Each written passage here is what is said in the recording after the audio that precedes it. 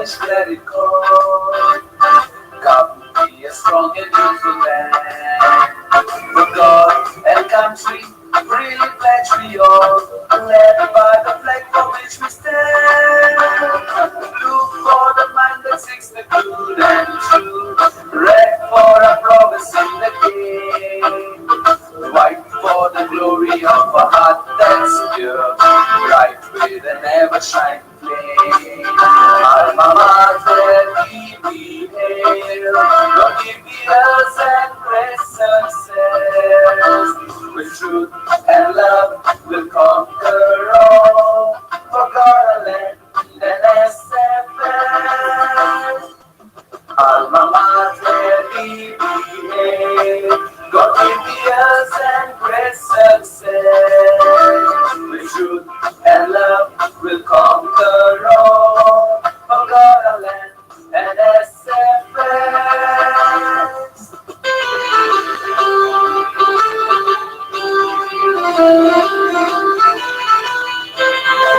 With truth and love, let us united be,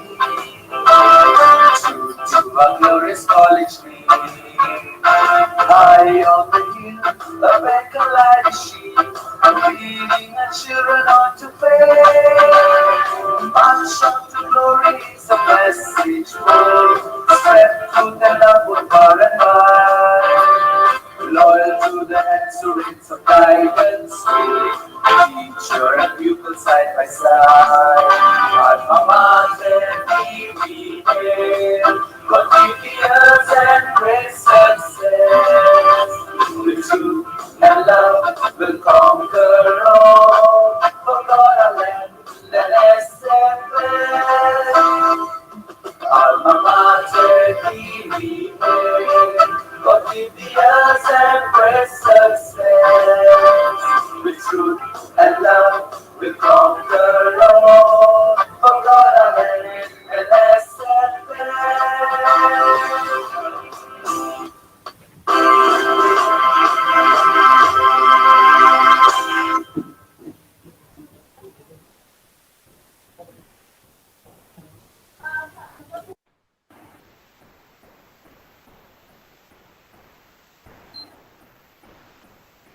A very splendid good evening to everyone present here on this platform. I, Mrs. Sonika Hilson, a faculty from St. Francis de Sales College, Nagpur, Maharashtra, take this opportunity to welcome everyone to this paper presentation session of the one-week International Conference on Global Collaborations in Science, Technology, Mathematics, and Humanities to advance the frontiers of knowledge and innovation. St. Francis de Sales College is located in Seminary Hills, the lush green foothills in the heart of central India. Its tranquil atmosphere and ambience makes it conducive to learning while focusing on the holistic development of its students, fostering self-reliance and confidence. SFS College truly believes in unity in diversity and multiculturalism, which is observed and welcomed wholeheartedly here. Our management and principal, Dr. Katie Thomas, paved the ideology to break the stereotypes and become pioneers in this technology-oriented world, where online teaching and learning is becoming the new normal for the society at large. Taking this approach forward, SFS College has organized this online paper presentation. In the field of research and development, we understand a lot of dedication, hard work, and turmoil goes into making a research work successful. Writing a paper is a whole other concept, which again requires meticulous planning, logical, and practical approach. We are extremely honored to be able to provide a platform to researchers from all over India to present their papers today. To take today's session forward, I would like to invite the hosts for the day. We have with us Dr. G.N. Nimbarte, Assistant Professor and Head of the Department of Humanities and Social Sciences at VNIT Nagpur. A renowned personality in the field of sociology, Sir has written 4 books and presented many papers in national and international conferences. He is also an active social worker and has initiated many new projects for the social development of the students in VNIT. A very amicable teacher, he is fondly admired by his students. We also have Mr. Sachin Burde, a teaching faculty of sociology at SFS College. Sir has submitted his PhD from VNIT under the guidance of Dr. Nimbarte. His specialization is on the topic rural education system. He has also worked as a visiting faculty at the G.H. Raisoni Law University and Symbiosis International University, Nagpur. I would like to request Dr. Nimbarte and Mr. Burde to take over the proceedings of the session. Over to you, sir. Thank you so much, ma'am. Thanks a lot. Thank you, ma'am. And yeah, and I heartily welcome to all the participants who are going to present their presentation. So just hand over to my Sachin Burde. Sachin, please go ahead. Yes, thank you, Sonika.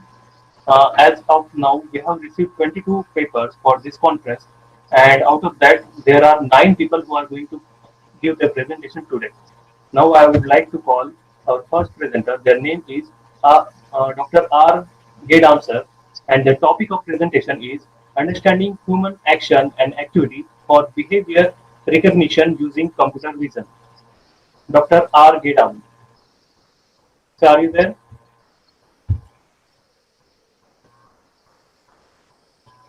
I think he has not joined.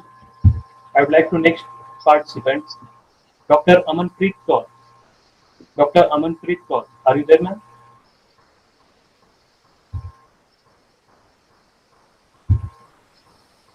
Dr. Amanpreet Kaur.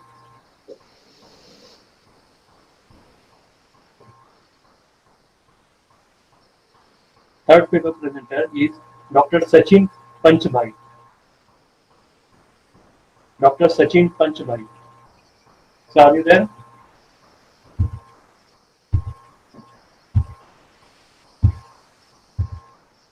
Dr. Sachin Panchbhai.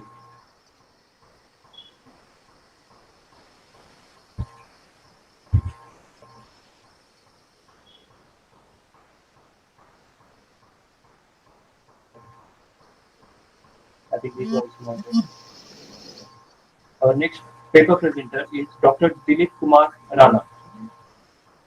Dilip Kumar Rana. So are you there? Dr. Dilip Kumar Rana.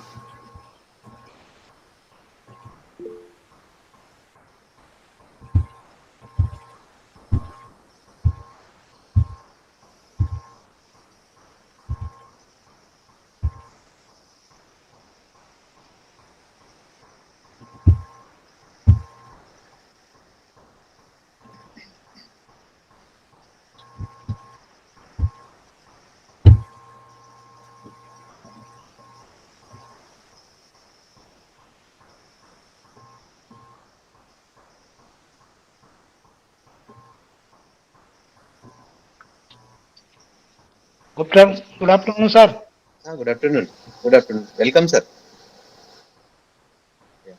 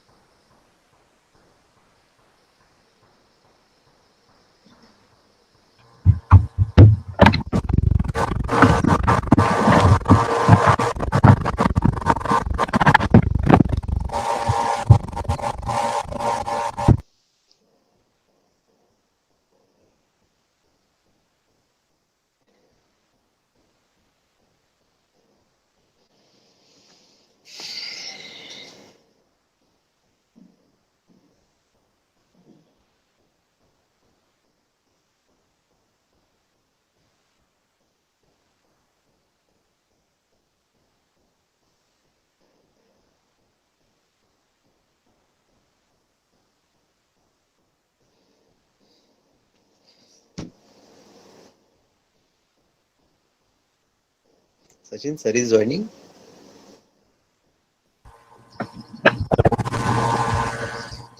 Yes, Yes, sir. yeah. Is trying for joining. No, no, one participant are not answering. I think there is a technical problem.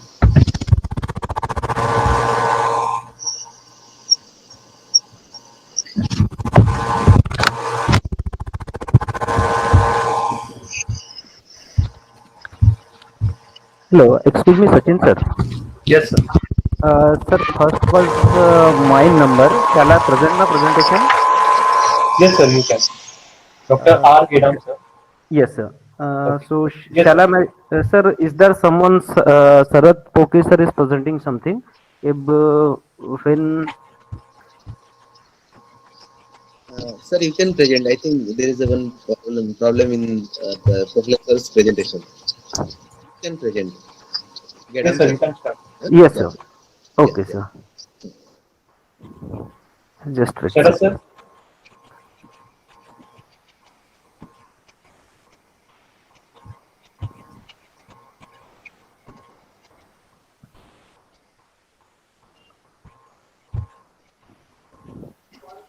So, very good evening to all of you. Good evening. Yeah, Sir, is this my PPT is visible to all of you? yeah. Yes, sir. Visible, visible. Yeah. So, very good evening to all of you. I am Professor Rakesh Yashwant Gedam. Currently working as assistant professor and head for computer science department for DRB Sindhu Mahavidyalaya under the supervision of Professor Dr. R.J. Ramteke. I would like to present here my work under the understanding human action activity for behavior recognition using computer vision technique. So, keeping importance of time, I just focus on the important aspect. The topic motivated to me is by the father of computer science, Professor Alan Turing. He is the father of our computer science who invented the Turing machine and by which we can see the works of actual computer. So he believed if human can, why not our machine or a computer do for us? So keeping his idea in mind, we begun with our concept that is human behavior understanding using action and activity analysis is nothing but a highly dynamic and challenging research topic that continuously attract the researcher from last 2 decades due to its various applicability in science, engineering and technology, humanity, psychology, medical science, commerce, and other interdisciplinary area. I would like to say that please focus on this particular diagram because we know that pictures tell more than the word. So if I ask the question, please see the diagram, say A, B, and C, and give some expert view. So I hope everyone can analyze this particular diagram as per their opinion. So if I ask to give, please guess my picture. So observer can describe by their own way. Possibly answer may be differ and sometime may be a same because different behavior generated by the similar spatiotemporal feature corresponding the action say running. Actually if we observe this particular image, so it belongs to the running because there is a difference between each legs. So obviously a normal human can be analysis, those are running processes going that. So spatials refer the space and temporal refer to time. But I hope when everyone see this particular diagram or a picture ABC, so they have their different opinion, but according to me, picture A belongs to the sport, picture 2 belongs to the robbery, and picture 3 belongs to the catching the bus. There is a different, but how we guess, because there are certain phenomena, say the number plates written by the over the t-shirt of this particular player, so might be those are the sports features. Second, robbery because having bag and something hidden by them. Then again catching bus because there is a bus and person running behind of that. So my task is that can computer or a machine do same task for us? This is nothing but a biggest and important challenge for us.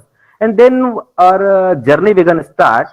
So without wasting our valuable time, I just want to please focus this particular diagram. Here nothing but a motion. In diagram we say that there is a certain motion. This motion gives us the action and this action become the activity and the activity become our behavior.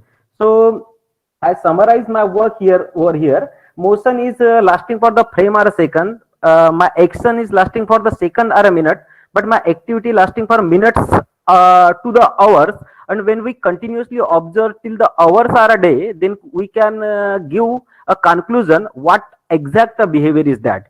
So according the famous psychologist and different psychology perspective, we go for literature reviews, and we observe that there are a certain class of behavior we can obtain, and those are nothing but the overt behavior, covert behavior, conscious behavior, unconscious behavior, rational behavior, irrational behavior, voluntary behavior, and involuntary behavior. I would like to thanks Dr. Professor Naveen Kashyap, who is from the IIT Guwahati, and his well-known paper for nature of the psychology for human understanding behavior, by which we can borrow this stuff, how the human behavior can be bifurcated, and how to map that according to different aspects.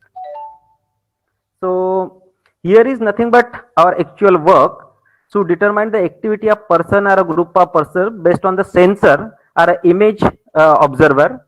Data obviously kept through the some sensor media, but why the HRA means human activity recognition or human action recognition is difficult.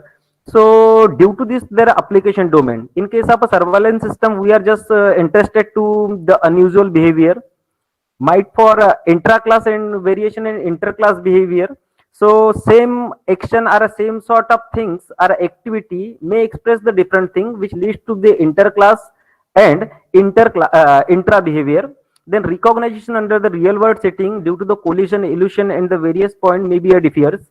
Then multi-subject intervalations and group activity, likewise the playing of cricket and football, but it is very difficult to observe the different activity of players due to their relevance, and low quality and long distance video. Those are some applications area, like the healthcare, intelligent environment system, security system, navigation, shopping experience, and human and computer interaction, and area may be end lasting. So we gone through this literature review, and we observe the data capture mechanism either be vision based or a sensor based, as computer science is growing too fast. So either we kept the data either by vision system or sensor based system, and I bifurcate those things on a variable and non-variable sensor. I published my one of the paper where I distinguish between the advantage and disadvantage. Those are nothing but a different data set to work out that, and it lasting from 2001 to 2020, 1920 onward, because one of the data set is presented by me. So this is our image data sets only. These are for my video data sets, and there are the key some authors who work relevant to this area. But based on this area, we are bifurcate our entire action and activity in two different classes, say action and activity. Action may be a simple, where my activity may be a complex, hence it is difficult to understand. We modeled their our HRA either unimodel or a multimodel, and those are our methodologies. Means we take the input images, then for feature extraction, then go for feature representation, then action classification, and further we go for action class for deterministic. Here how we differentiate our video into scenes, then scenes into slots, and then frame. Those are nothing but our process how to recognize the activity, means based on the pre-processing, segmentation, feature extraction, and then we go for classifications. So here is our I maintain the advantages for unimodels. Here is our advantage for a multimodal approach, and we just refer that. So I would like to say thank you and ask for your valuable suggestion and question if you have. So thank you so much, Gadam sir. Your presentation is so nice, and it's I think it is a combination of two to three subjects. Like one side you said psychology, sociology, and some part from the science and technological side. So it's quite a cluster type of presentation you made, and it directly affect on or directly reflect the human behavior Yes, yes, uh, yes. to the social activities which held up in our sociology, in our society. Yes. And second thing, just you try to reflect through your presentation, that is the impact of hypermedia culture. Nowadays, everybody is online, and due to the online mode, how is our psychological and physical behavior that quite noticeable. So, Yes. with context to this, your presentation is quite fit. So, uh, uh, wish you all the best. Go with ahead with your presentation and publish somewhere else. Again, compile some data, make it concreteful, and then you can publish a good reputed journal. Wish you all the best. Thank you. I would like to ask any question to the participants on his presentation. Yeah, just I want to ask one question. Yeah, please. You told that the data collection you are done by sensors using sensors. What type of sensors you are using? Sir, in case of human activity recognition, we focus on vision-based sensor and non-vision-based sensor.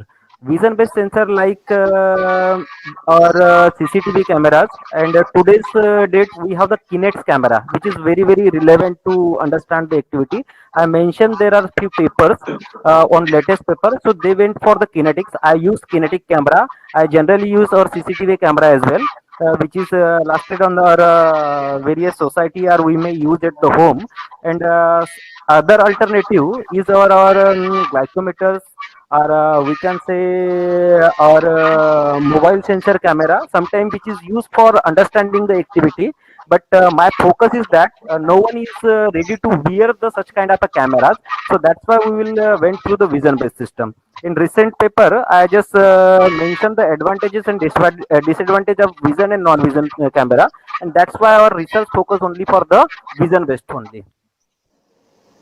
So can you elaborate what is the use of your research for an Sir, organization choosing manpower? The use of man, your research, yeah. yeah, sir. It's having the very huge implication. For example, suppose in an industry or a corporate office, if I know the if I am observing the someone behavior, what he or she react on the certain kind of a situation.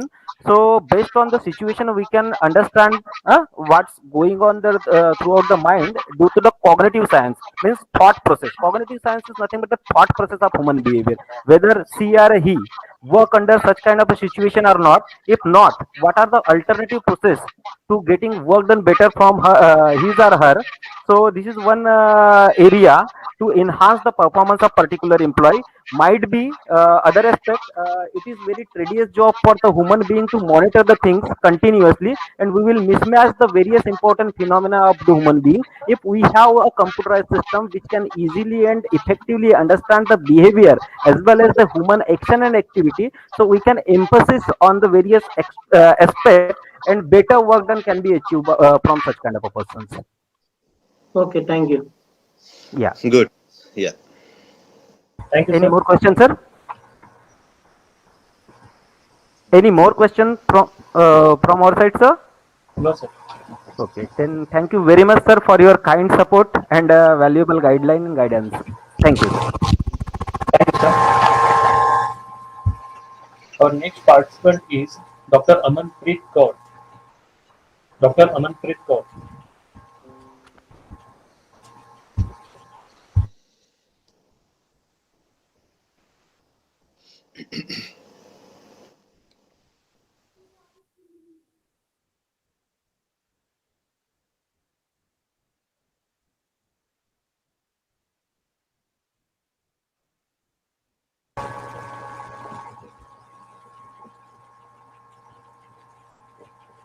Hello.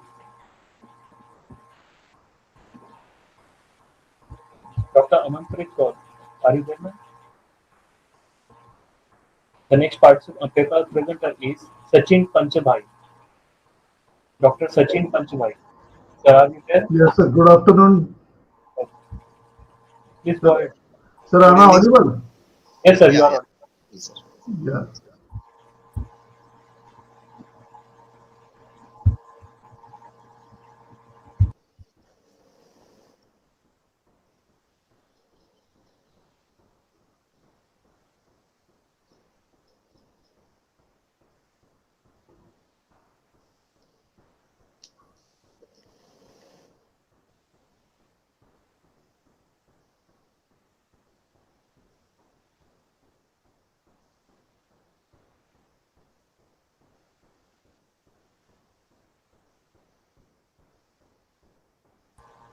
Sir, it is my humble request. Please conclude your presentation within its stipulated time.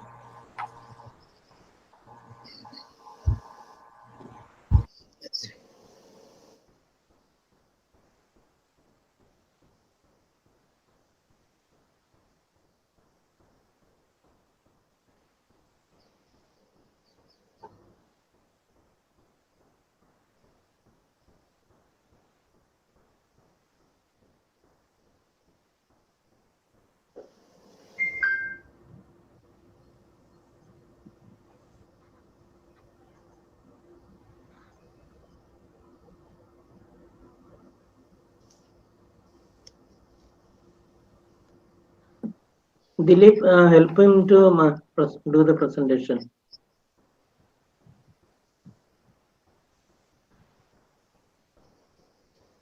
Hello, hello, hello, uh, Hello. hello. So just click on that present now option.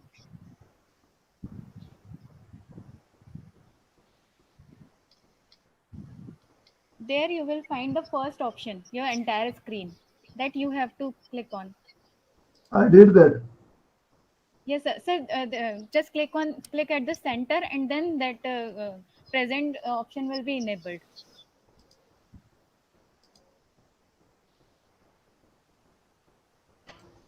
Just click on that present now option, and then you have to select the first option, that is entire your entire screen.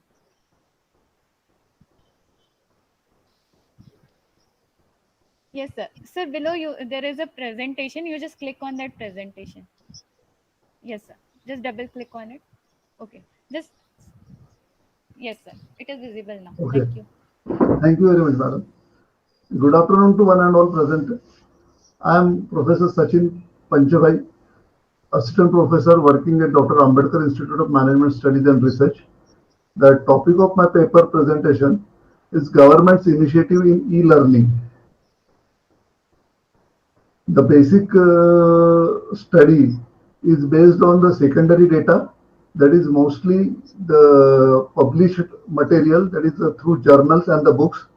The idea is to just analyze what are the various e-learning initiatives initiated by the government of India and thereafter by various state governments.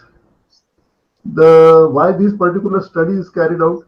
This study is carried out to understand and to study the various initiatives of Government of India in the field of e-learning. Secondly, to study the various benefits of e-learning during the lockdown, specifically whatever the measures were initiated, they were prior to the pandemic, but mostly they found very much useful during the lockdown period after the pandemic has been faced by all of us. Then to study the advantages and disadvantages of e-learning. So this is the primary objective with respect to making the various students aware about the various types of programs, updation of their knowledge and all those things. This particular study was carried out. As far as online learning is concerned, one of the author and the researcher, Donna Abernethy, has said that online learning is not the next big thing.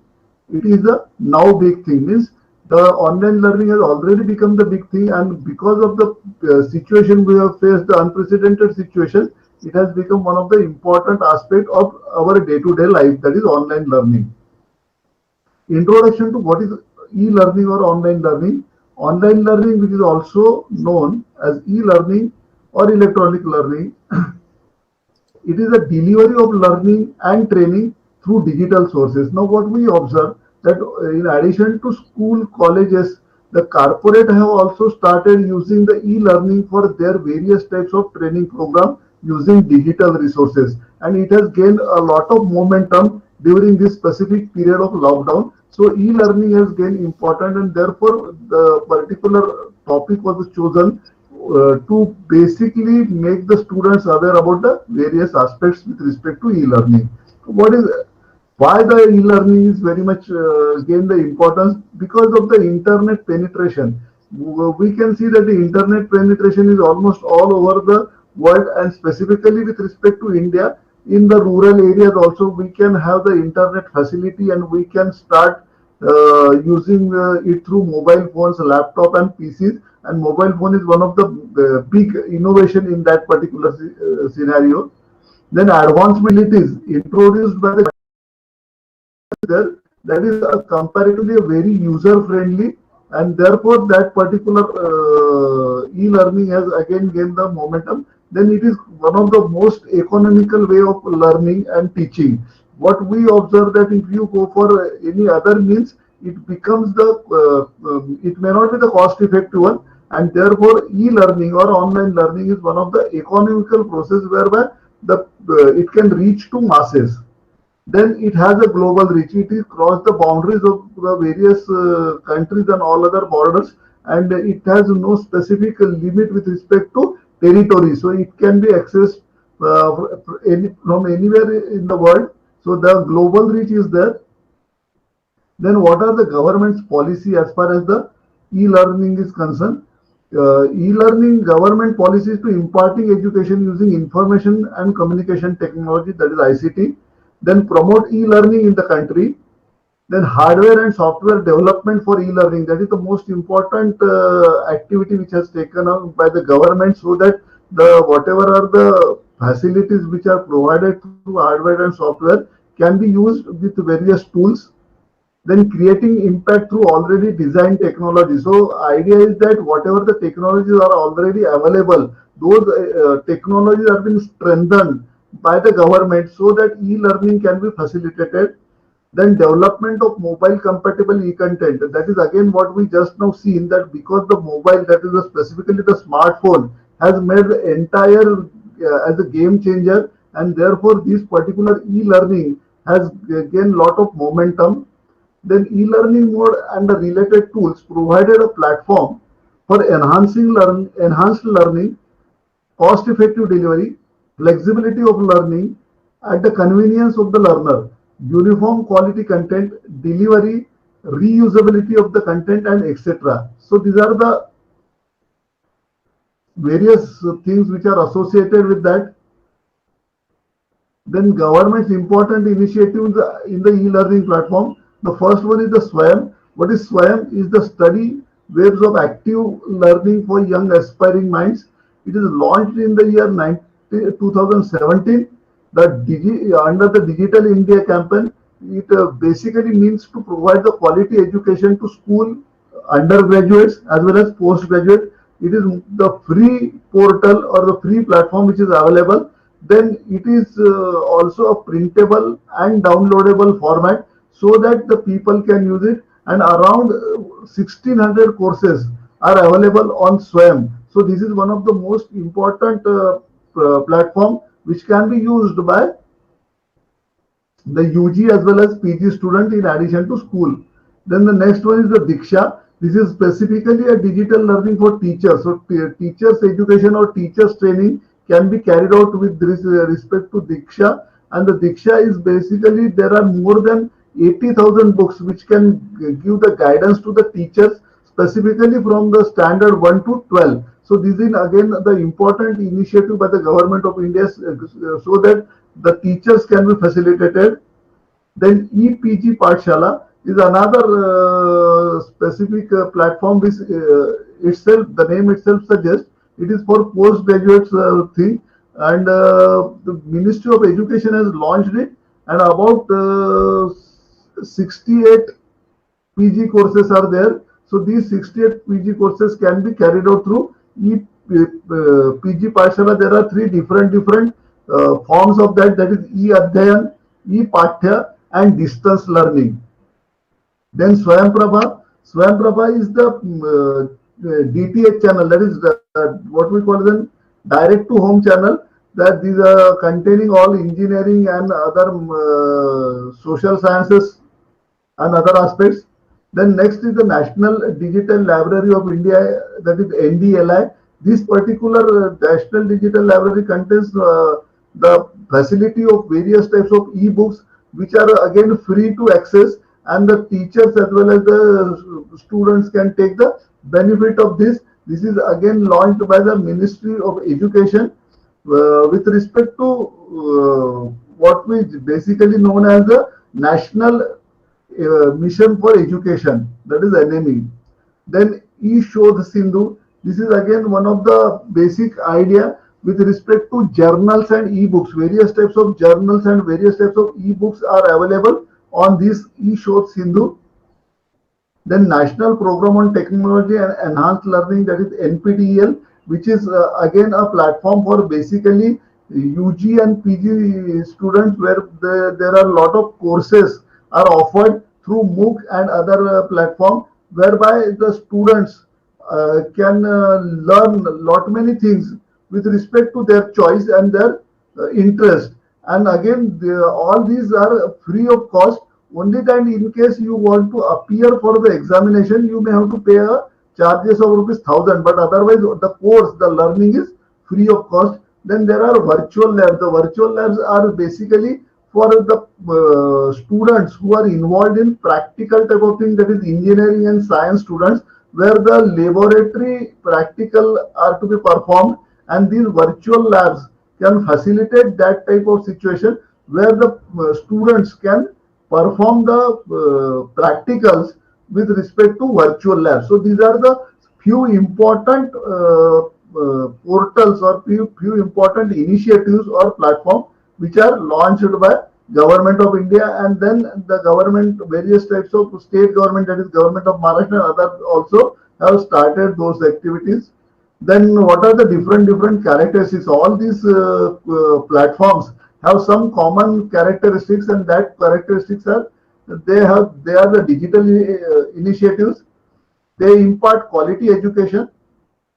Then the study material which is available is free of charge. It can be easily in the form of e-books.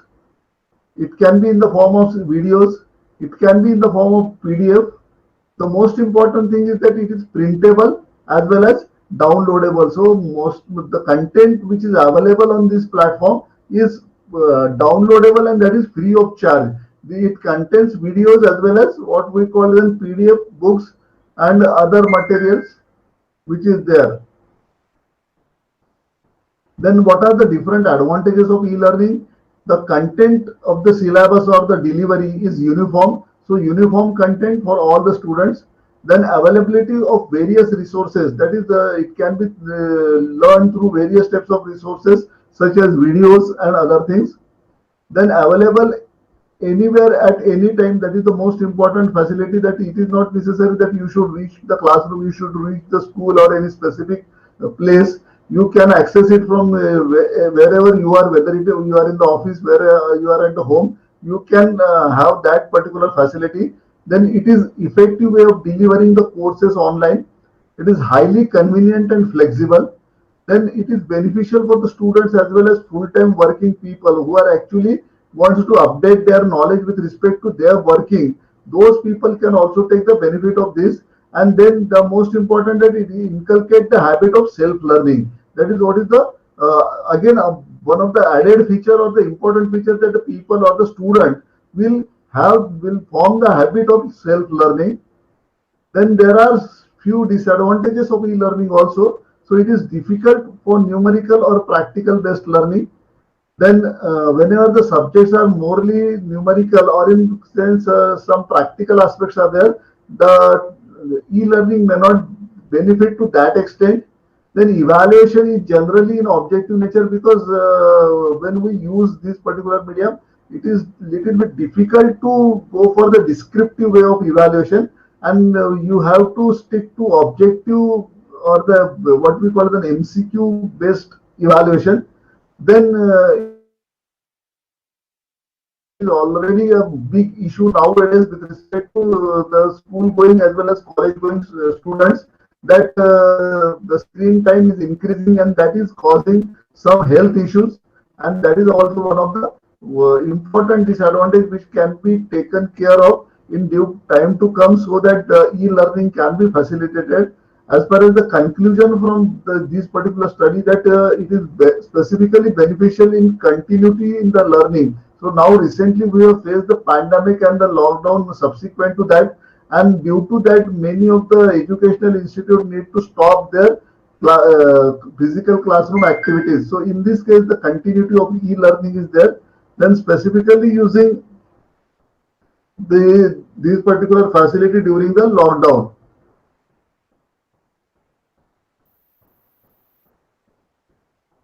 During the Please conclude lockdown. your presentation.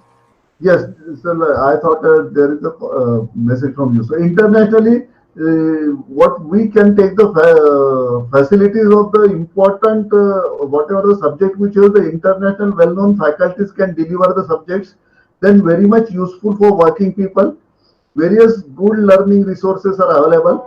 It facilitates any time and any place advantage, and there are multiple tools which are available. And future of the education will be e-learning if some disadvantages can be removed. With this, these are the sources which I use. The first is the government websites, and this one of the paper of Valtina Artful and Nelly Abido, that the role of e-learning, the advantages and disadvantages of its adoption in higher education, international general.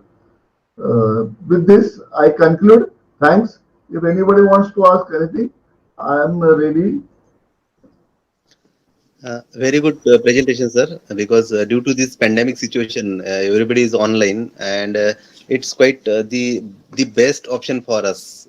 And through that, the big examination we had been conducted in our India, like NEET, JEE, and everywhere across Yeah. India, across the world, everybody is online, and that we are, due to this online mode education, quite we are comfortable. Means we should be, because there is no any other option. With context to this, even everywhere we see there are so many. Even we can say when our students go for research, so there are the professional organizations who can provide the online resources to the researcher. Right. In that way, they can save their time, they can save their energy, and in within the time they can submit their thesis and all. As you said, Sir Diksha, and quite NPTEL coaching centers and e-books and online resources, and some of the YouTubes are available, which made by the IGNO, Indira Gandhi Open University, and certain that things. I know that very well. Means in Jaikar Library, Pune, they have also uploaded their PhD thesis, and in that way, plenty of data is available. So it's really an opportunities which we get through the online mode. And there is a need to inculcate or promote the certain knowledge to the educationalists or the researchers, faculty members, and those are in the teaching field.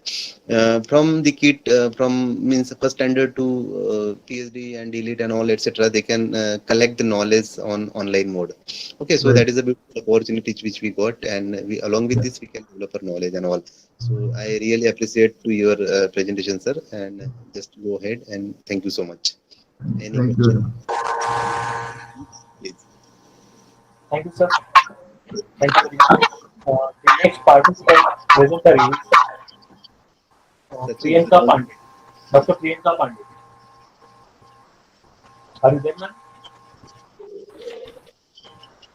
Hi, sir. Dr. Thank you. Priyanka Thank you so much. Thank you, sir. Thank you so much. Good Yes, ma'am. afternoon to all of you. Thank you for me this given the big opportunity. I Priyanka Pandey, Assistant Professor of Botany Department from Dr. C.V. Raman University, Bilaspur.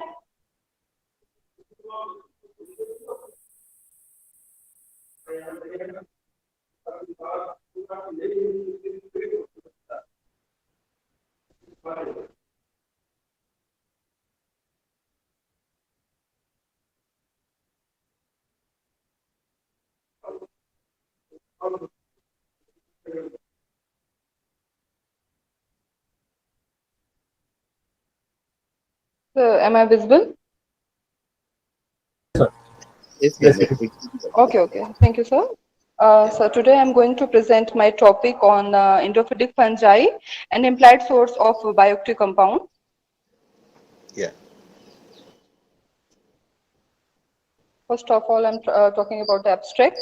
Endophytic fungi are the group of fungi which is having by the symbiotic relationship with the host plant. The present study detailed with a review on the bioactive compound by the endophytic fungi. Plants are the source of the herbal remedies. Endophytes are the group of the fungi and bacteria which are potential source of different bioactive compounds and secondary metabolites such as alkaloids, flavonoids, steroids, phenols, terpenoids, and other compounds are well known studied for the biological activity.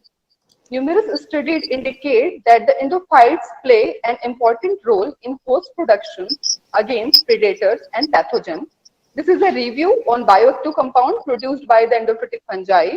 Numerous researchers from all over the world have identified the endophytic fungi of medicinal plants that show prominent activity against tumor and microbial pathogens. Introduction. A bioactive substance is any substance present in the diet of humans, animals, or plants that affect the body that we use. Caffeine, for example, can be a blend of coffee. In horticulture, many growers are interested in finding ways to increase the level of organic compound in their crops, as certain bioactive compounds contribute to plant color, aroma, and taste. People today face many the challenges of living as a result of new disease, drug resistance, and inequality in their communities. Here, endophytes are the potential source of the new drugs. Endophytes are considered bio-responding, that they help in many ways to overcome many problems. Among the various endophytic bacteria, the fungus has been identified as the largest microorganism, which are the main source of the bioactive compound. In the future, we need to look the endophytes with their living organism. Endophytes as a source of bioactive compounds. Herbal endophytes associated with the medicinal plants are synthesized that the product secondary chemicals that can be used to treat many diseases. Many researchers have isolated and identified various metabolites from endophytic fungi. The fermentation of endophytic fungi that are capable of producing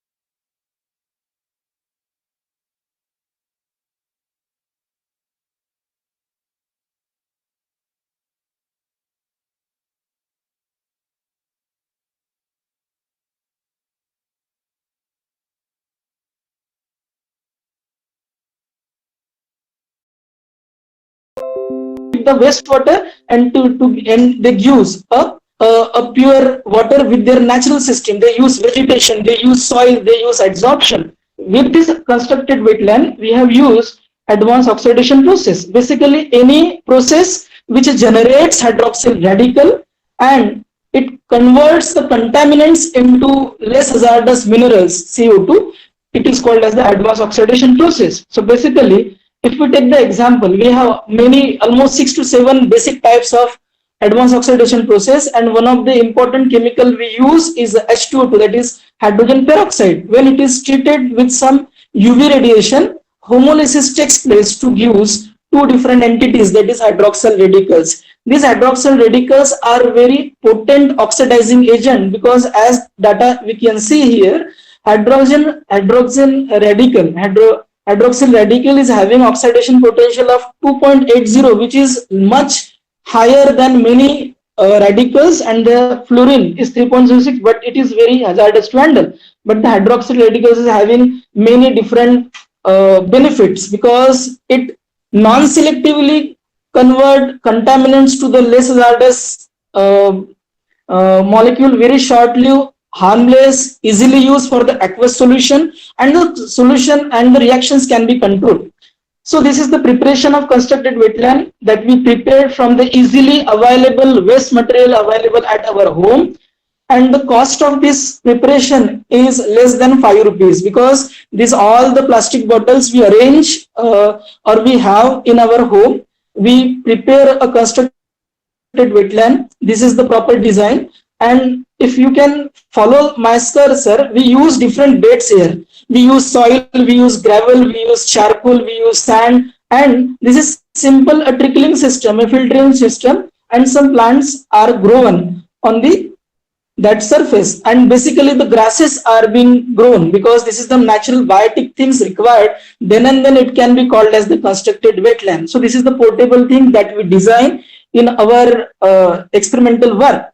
Now, next important thing that we design is the reactor for the AOP, because UV radiation is important, and for this UV radiation we use called tube and UV radiation of 8 volts. It decomposes the H2O2, which is used as one of the chemical to generate the hydroxyl radical.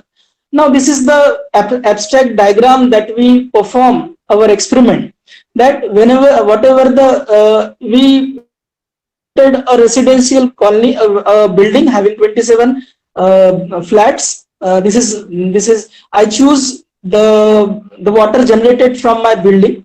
We collected it, almost 500 to 300 liters were collected, and it is treated by this system. First, it is treated with the constructed wetland, and the water which is generated from this constructed wetland is allowed to settle for a night, and we use some coagulant, easily available coagulant, to settle all the debris. And then it is treated with the AOP process, because this is some type of photo reactions. We have to separate the suspended material. That's why we use the coagulant, and then we obtain this water. So basically, the observations, if we see, we determine the parameters with respect to chemical as well as the biological importance. So this is the finding we got as far as the treatment is concerned. If we see here, real grey water, then constructed wetland treatment, and the advanced oxidation treatment, the COD almost decreases to almost around 90% by this process, and it also has some impact on the biodegradable or the biological oxygen demand, and the important one, phosphate. This phosphate is very important impurity, because when it is allowed to release in the water bodies, it leads to some biological parameter, some biological phenomena, that is eutrophication, which is very, very dangerous for the water bodies. So all the parameters are converted to the less hazardous, and their values has been decreased from its value to its 80 to 90%. This is the chemical analysis, and the most importantly, the next one is the biological finding we got. The biodegradable index. The biodegradable index is nothing but the ease of decomposition of the contaminants in the water body. If we see the real grey water, which is having first biodegradable index is 0.48, which increases to 4.04, and it is as far as the EPA is concerned, that is Environmental Protection Agency, and as well as CPMB, that is Central Pollution Control Board India, the biodegradable index should be around 1, and we can get this by this method. And the last one, that's why I'm proposing this, the coliform colonies, which is as far as the water report 2019 WHO is concerned, the average is 4.34, and it ranges from 1.3 to 7.6 million colony forming unit per 100 ml. For our generated water, it was 2.58, which is almost decreased to 0. And why it is almost decreased to 0? Because in our photo oxidation processes, we use two important phenomena. One is the generation of hydroxyl radical. That's why it is called as the advanced oxidation process, and the UV radiation. UV radiation is very classical sterilizing mode, due to which we can sterilize our water sample and we effectively use it. This method not only treats the chemical contaminants but also control the biological growth. You can see the difference because the germicidal nature of irrigation and hydroxyl radical. Yes, sir. Please come. Okay. Yes, last slide, sir. So the conclusion is the process is very economical because it use the important biological which is easily available, and the H2O2 UV radiation. The most important parameter, that is UV radiation, is slightly economic costlier side, but if we can control the UV radiation's cost, it is very economical. By using this process, we can discharge the domestic wastewater very safely in the water bodies. This not only cleans the domestic wastewater, but it also avoids the topological disease. It avoids the parameter that helps in the spread of the disease. And if we could plant the important, we can collect all the domestic water all over the colonies in the city. We can have the plant like sewage plant for this, and we can control it. We are very proud to tell that this is again the work which is awarded the copyright by the government of India, and this is how the presentation is. Thank you so much, Dilip sir, for your patience and your support, and whatever the pain you have taken for successful conduction of this conference. Any question? Thank you, sir.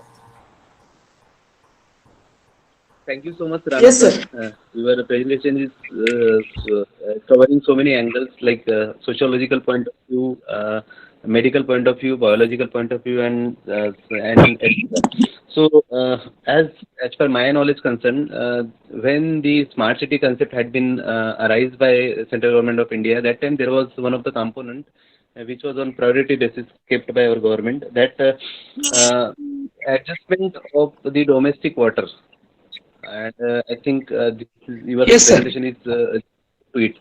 And you have covered so many terminology in your presentation, like domestic water, wastewater,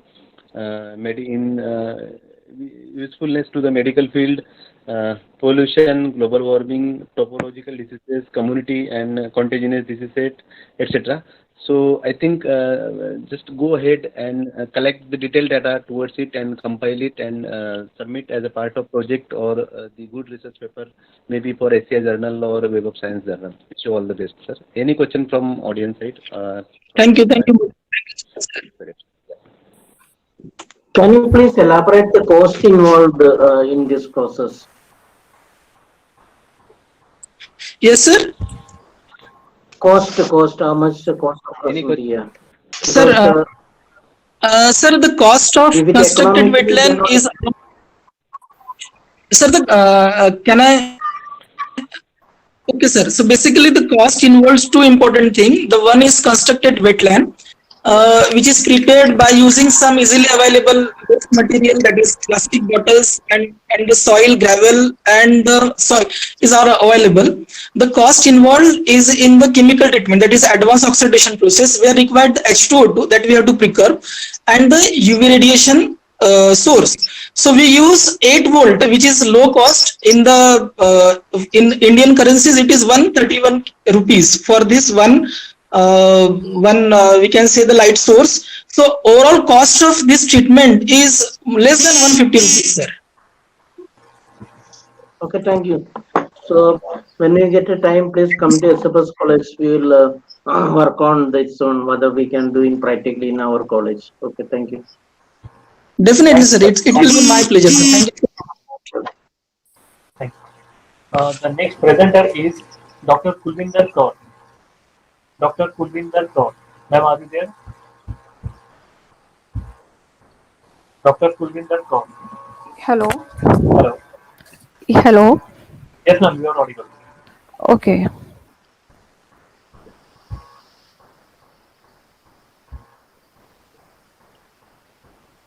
Please proceed with your presentation.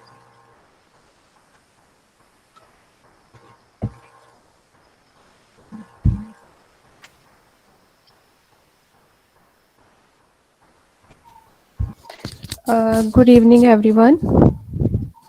Good evening, ma'am. Myself, Kulvinder Kaur, research scholar from Department of Education, Punjab University, Chandigarh. My topic is achievement in social science of secondary school students in relation to their home environment. Introduction. The academic achievement is the most important goal of education. Today, in every field, for admission, for entrance in job, for scholarship, and higher studies, good academic record is important. And home is the oldest and most important informal agency of education. It plays very important role in the education of the child. A child in some way or the other dependent on their family according to their needs and duties.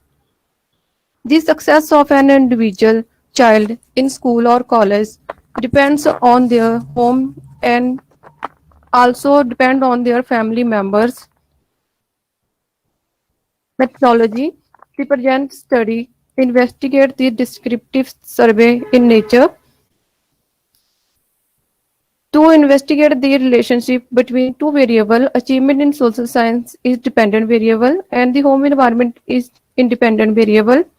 Objective of this study to study the relationship between achievement in social science and home environment, to find gender-wise difference on the variable of achievement in social science and home environment. Hypothesis, null hypothesis. There is no significant relationship between achievement in social science and home environment. There is no significant difference uh, uh, significant gender difference with regard to achievement in social science and home environment. Delimitation of my study. This study was confined to school affiliated to Punjab School Education Board. The sample of this study was taken from Ludhiana district only.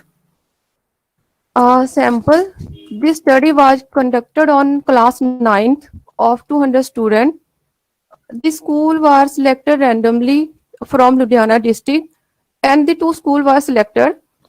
Tools Home Environment Questionnaire by Bohra, 1994, revalidated by the investigator. Achievement in social science remarks of final examination obtained by students which are selected for the study. And statistical techniques, mean SD, and for correlation, Pearson correlation, and the T ratio were used. Result and discussions of the study. From the table 1, so the value of correlation between achievement in social science and home environment, the value is 0.082, found positive in nature but insignificant at the 0.05 level of significance. And the null hypothesis, which is stated there is no significant relationship between achievement in social science and home environment, is accepted, is rejected, was accepted. There is no significant relationship for the present study. Gender-wise difference on the variable of achievement in social science and home environment. Table to show the significant gender difference were found in achievement in social science and home environment when boys mean score 397.58 and girls mean score 395.33 were compared on the variable T ratio was 0.314 which was not significant. Gender wise comparison on the variable of home environment T ratio was 0.471 was insignificant. The null hypothesis there is no significant gender difference with regard to achievement in social science and home environment was accepted in this study. And the implication for their parents, this study will help the parents. They will come to know about their children limitations and plus point in the light of their academic achievement and their home setup. They can set goal for them according to their interest. A further understanding of achievement, academic achievement and effect of family environment, not it may help in developing plan to optimize the student productive activities for achieving the goal of educations. These are the references. Thank you.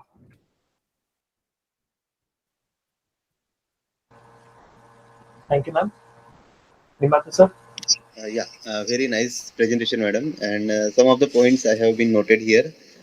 Your presentation methodology is quite good and concrete, and it as per the scientific manner.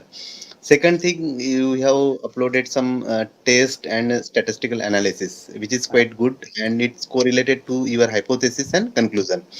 Only thing is that I would like to suggest you regarding to your paper that it should be practical based and useful to the concerned stakeholders like parents, students, neighbors, relatives, and etc. In that way, overall circumference would be maintaining with as per your suggestion and all. And I think there should be the certain 10 to 15 suggestions towards your presentation. And overall, your presentation is so nice, good, it's useful, and it is a requirement, it is the need of time to inculcate the managerial and communicative skill among the students. Even being our engineering college, we also always take care to develop the managerial and communicative skills in our budding engineers. So really, it's appreciable, ma'am. Good efforts. Wish you all the best. Yeah. Okay, sir. Thank you. Thank you, sir. Thank you, ma'am. The next presenter is Rekha Bishnoi. Dr. Rekha Bishnoi. Thank you, Are sir. you there, ma'am? Hanji, sir. Yes, ma'am. Please proceed.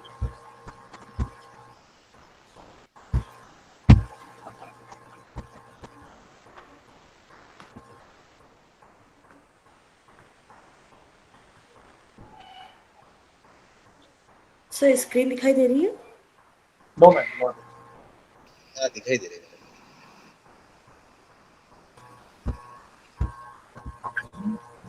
Sir screen visible है?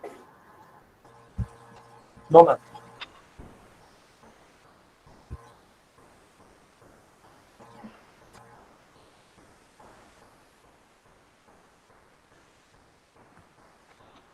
Somebody help her for the problem. Yes, ma'am. It is coming. Yes, it is visible. जी. Please proceed. Good evening. Good evening. मेरा topic है children's access to education in western Rajasthan. मैंने इसके अंदर जो study area लिया है अपने जो भी पेपर है उसका वो बीकानेर डिस्ट्रिक्ट लिया है. स्पेशली ये बीकानेर डिस्ट्रिक्ट वेस्टर्न राजस्थान के अंदर आता है. राजस्थान का आप यहाँ पे मैप देख सकते हैं. इंडिया के अंदर राजस्थान वेस्टर्न पार्ट के अंदर है और राजस्थान के अंदर आप यहाँ इंडिया की लोकेशन देख, यहाँ बीकानेर डिस्ट्रिक्ट है, इसकी लोकेशन देख सकते हैं. ये राजस्थान के वेस्टर्न पार्ट में है. राजस्थान के अंदर आप यहाँ देख सकते हैं ये इसकी तहसील है या जिसे हम ब्लॉक कह सकते हैं. खाजवाला, पूगल, छतरगढ़, लूनकंसर, डूंगरगढ़, बीकानेर, नोखा एंड कोलायत, इतने ब्लॉक्स में इसको डिवाइड किया गया है. मेरे जो इस पेपर के स्टडी का जो ऑब्जेक्टिव है वो ये देखना है कि जो वेस्टर्न राजस्थान है वहाँ पे गर्ल चाइल्ड के लिए क्या क्या फैसिलिटीज अवेलेबल करवाई गई है एजुकेशन को इम्प्रूव करने के लिए. यहाँ पे एजुकेशन की स्टेटस कैसा है और गवर्नमेंट क्या क्या प्रयास कर रही है। इसके लिए मैंने जो मेथोडोलॉजी यूज की उसमें मैंने प्राइमरी और सेकेंडरी डाटा दोनों यूज किए हैं। प्राइमरी डाटा के अंदर मैंने फील्ड सर्वे किया, वहां पे क्वेश्चनरी बनवाई, डायरेक्ट वहां जाके इंटरव्यूज कंडक्ट किए और इस बेस पे, और सेकेंडरी डाटा के अंदर मैंने जो राजस्थान गवर्नमेंट के अंदर जो विभिन्न रिपोर्ट्स अलग अलग डिपार्टमेंट निकालते हैं, प्लानिंग डिपार्टमेंट हो गया या फिर राजस्थान सरकार के जो सेंसस डिपार्टमेंट है उसकी रिपोर्ट को भी मैंने यहाँ पे कंसिडर किया है, स्टेट ह्यूमन डेवलपमेंट रिपोर्ट है उसको कंसिडर किया गया है, रूरल डेवलपमेंट डिपार्टमेंट है उसकी रिपोर्ट को यहाँ पे कंसिडर किया गया है। तो प्राइमरी और सेकेंडरी दोनों डाटा के बेस पर मैंने अपना ये पेपर तैयार किया है। इस चार्ट में आप लोग देख सकते हैं कि राजस्थान जो गवर्नमेंट है इसके अंदर ड्रॉप आउट की रेट दे रखी है। यहाँ पे प्राइमरी एजुकेशन में हम देखेंगे कि यहाँ पे ड्रॉप आउट की रेट काफी कम है। जैसे जनरल यदि हम बात करें तो ओवरऑल यदि सभी कैटेगरीज की बात की जाए तो ड्रॉप आउट रेट 5.19 है। अपर प्राइमरी में भी कम है, 3.8 है। लेकिन जैसे ही हम सेकेंडरी लेवल पर जाएंगे ड्रॉप आउट की रेट है स्कूल से बच्चों की वो बहुत ज्यादा हो जाती है, 12.69। इसमें भी हम देखेंगे कि बॉयज और गर्ल्स दोनों की ही ड्रॉप आउट रेट क्या है, बहुत ज्यादा है। यदि इसके अंदर हम कैटेगरी वाइज बात की जाए तो प्राइमरी एजुकेशन में हम देखेंगे कि सभी कैटेगरी की नियर बाई एक जैसी ही रेट है। जनरल कैटेगरी की 6.42 है, एससी की 6.04, एसटी की 6.84 और ओबीसी की 3.86। वहीं पे यदि हम सेकेंडरी लेवल की बात करेंगे तो हम देखेंगे कि जनरल कैटेगरी की रेट कम है लेकिन एससी और एसटी के अंदर ड्रॉप आउट रेट काफी ज्यादा है, 16.63 और 17.43। तो हम देख रहे हैं कि लगातार जैसे लेवल बढ़ता जा रहा है बच्चों के एजुकेशन का, primary to upper primary to secondary level, वैसे वैसे ड्रॉप आउट की रेट है वो भी लगातार इंक्रीज होती जा रही है। ये मैंने पर्टिकुलर अपने बीकानेर डिस्ट्रिक्ट का बताया है। यहाँ बीकानेर डिस्ट्रिक्ट के अंदर भी हम देखेंगे कि प्राइमरी एजुकेशन के अंदर ड्रॉप आउट रेट काफी कम है, लेकिन यहाँ पे एक सडन चेंज हम देखते हैं कि जनरल कैटेगरी में जहाँ पे 3.21 और एससी में 5.44 है, वहीं पे एसटी कैटेगरी के अंदर बीकानेर डिस्ट्रिक्ट के अंदर ड्रॉप आउट रेट बहुत ज्यादा है। वहीं पे ओबीसी की कम है और जनरल यदि हम ओवरऑल बात करें तो 5.49 है। वहीं पे जैसे जैसे हम लेवल अपर होता जाएगा सेकेंडरी लेवल में हम लोग देखेंगे कि ड्रॉप आउट रेट है वो 10.74 हो जाती है। तो इन दोनों से हमने देखा कि ओवरऑल यदि हम राजस्थान की बात करें या वेस्टर्न राजस्थान, स्पेशली यदि हम पश्चिमी राजस्थान के अंदर बीकानेर डिस्ट्रिक्ट की बात करें तो वहां पर भी सेकेंडरी एजुकेशन में जैसे जैसे बच्चे जाते हैं ड्रॉप आउट की रेट इंक्रीज हो जाती है। तो इसके लिए मैंने जो केस स्टडी की है उसमें प्राइमरी जो सर्वे किया था इसमें देखा कि मेल चाइल्ड और फीमेल चाइल्ड कितने कौन सी स्कूल में पढ़ते हैं। तो इसकी एक टेबल हम देख सकते हैं कि इसमें देखा कि जो मेल चाइल्ड है उनमें 32% बच्चे नियर बाय गवर्नमेंट स्कूल्स में है और 67.5 बच्चे हैं वो प्राइवेट स्कूल्स में पेरेंट्स भेजने को प्रेफर करते हैं। वहीं पे फीमेल चाइल्ड है वो मोस्टली गवर्नमेंट स्कूल्स में ही पढ़ रहे हैं, 87.5% और 12.5% ही प्राइवेट स्कूल्स के अंदर है। तो यहाँ पे हम एक डिस्क्रिमिनेशन देख सकते हैं फीमेल और मेल चाइल्ड का।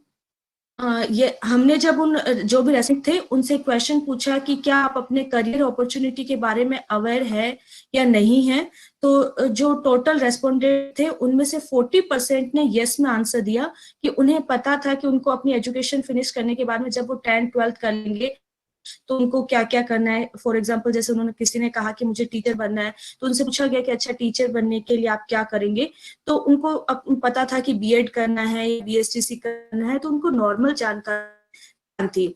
जबकि 59% जो रेस्पोंडेंट थे उनका आंसर नो था, वो अपने करियर अपॉर्चुनिटी के बारे में बहुत ज्यादा अवेयर नहीं थे। अब जो भी रेस्पोंडेंट थे उनसे पूछा गया कि आपको एजुकेशन प्राप्त करने में क्या डिफिकल्टीज आ रही है, तो 38% का आंसर था स्कूल क्या है बहुत ज्यादा दूर है। 22% ने कहा था कि ट्रांसपोर्टेशन अनअवेलेबल है, बिकॉज वहां पे जो भी सरकारी बसेस आती है उनका टाइमिंग बहुत जैसे एक सुबह आ रही है तो कुछ दोपहर के अंदर लेट आ रही है, तो स्कूल के टाइम से उनका टाइम मैच नहीं कर रहा था। 22.72% ने कहा कि फैमिली का कुछ अवरोध आ जाता है, कि जैसे कुछ लोग कहते हैं कि खेतों में काम करना हो या कुछ दूसरे कारण है, तो उनके कारण से जो फैमिली बैरियर्स है उसके कारण से वो एजुकेशन प्रॉपर उनको लेने में प्रॉब्लम आ रही है। वहीं पे 15.9% जो थे उन्होंने कहा था कि बहुत कम एज के अंदर क्या हो रही है, शादी हो रही है, इसके कारण से उनको एजुकेशन लेने के अंदर प्रॉब्लम आ रही है। अब उनसे पूछा गया कि आप स्कूल से क्योंकि देखा गया कि इस एरिया के अंदर बहुत सारे बच्चे बहुत बार रेगुलर स्कूल नहीं आ पाते हैं, बीच बीच में बहुत ज्यादा एब्सेंटीज रहती है, तो उनसे एब्सेंट रहने का कारण वगैरह पूछा गया और कितने स्टूडेंट्स एब्सेंट ज्यादातर रहते हैं, तो उनमें से भी फीमेल जो चाइल्ड है वो 68% थे। फीमेल चाइल्ड है वो स्कूल से बहुत ज्यादा एब्सेंट रहती हैं, और जो मेल चाइल्ड है उनका परसेंटेज 22% था। तो फीमेल चाइल्ड से कारण पूछा गया कि आप क्यों एब्सेंट रहते हैं, तो मोस्टली का कारण ये था कि उन्हें अपने घर में जो छोटे बच्चे हैं उनको संभालना पड़ता है, या फिर उनके परिवार के अंदर जो भी जिम्मेदारियां हैं, खेतों में काम है, इन सब चीजों के अंदर उनका इन्वॉल्वमेंट बहुत ज्यादा होता है। तो इस कारण से जो फीमेल चाइल्ड है वो स्कूल से एब्सेंट रहती है। इसके अलावा उनको स्कूल से रिलेटेड प्रॉब्लम पूछा गया कि वहां पे आप लोगों को क्या क्या समस्याओं का सामना करना पड़ता है, तो 29% का आंसर था कि स्कूल का जो पुअर इंफ्रास्ट्रक्चर है, बिकॉज वेस्टर्न राजस्थान के अंदर कुछ कुछ स्कूल्स की ऐसी कंडीशन है कि 1 या 2 रूम के अंदर ही पूरा स्कूल संचालित करना पड़ता है, तो इस कारण से पेरेंट्स उनको स्कूल भेजना प्रिफर नहीं करते, क्योंकि गर्ल्स और बॉयज दोनों को साथ में एक ही रूम के अंदर एजुकेशन लेनी पड़ती है। इस कारण से फिर उनका 15% का ये मानना था कि जो टीचर्स का एटीट्यूड है वो भी सेम नहीं रहता सभी बच्चों के साथ में, और 43% का आंसर ये था कि वो गर्ल्स और बॉयज दोनों को जो साथ में पढ़ने का कॉन्सेप्ट है वो उनको पसंद नहीं आता, अपोजिट सेक्स के प्रति उनको इनसिक्योरिटी की फीलिंग होती है। ये उनका आंसर था मोस्टली जो गर्ल्स थे उनके प्रति। और 11% का आंसर था कि स्कूल्स के अंदर टीचर्स की कमी होती है, इस कारण से क्योंकि वेस्टर्न राजस्थान काफी मतलब रिमोट एरिया है और वहां पर जाकर काम करना बहुत टीचर्स चाहते नहीं है। टीचर्स मोस्टली यही चाहते हैं कि वो किसी सिटी वाले एरिया के अंदर या जो कैपिटल एरिया है वहां पर जाकर काम करे, तो इन एरियाज के अंदर टीचर्स अवेलेबल नहीं हो पाते, इस कारण से भी बच्चों को प्रॉपर एजुकेशन नहीं मिल पाती है। Thank you so much. बहुत बढ़िया प्रेजेंटेशन रहा मैडम आपका। आपने जो राजस्थान पर्टिकुलरली वेस्टर्न राजस्थान की जो बात की, वहाँ की जो रियलिटी आपने बताई, आई थिंक जो रियलिटी और जो सिचुएशन है पूरे इंडिया में अपन कहीं ना कहीं देखते हैं।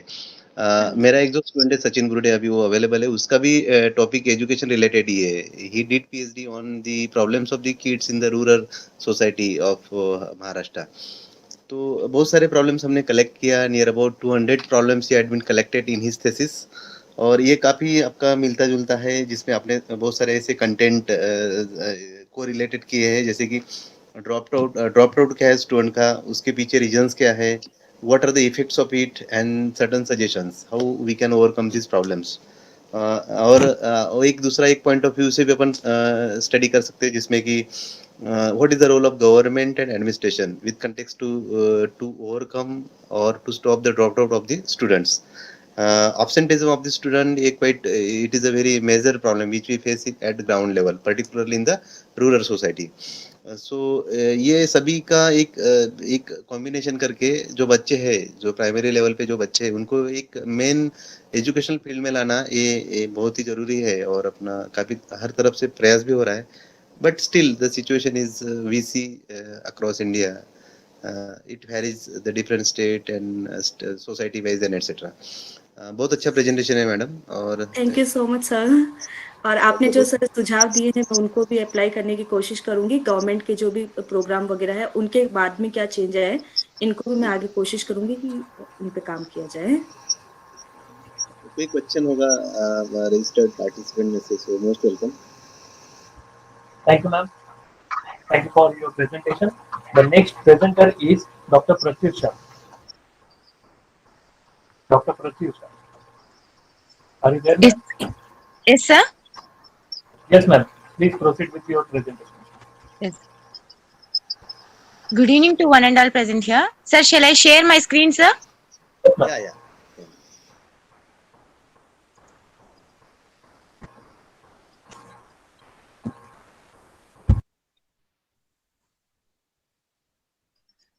Sir, is it visible, sir?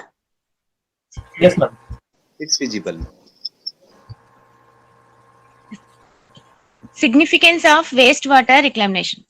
This is Dr. G. Pratyusha, Head of the Department of Electronics, Shivani, Degree and PG College, Anantapur. Nowadays, scarcity of water is facing a global problem.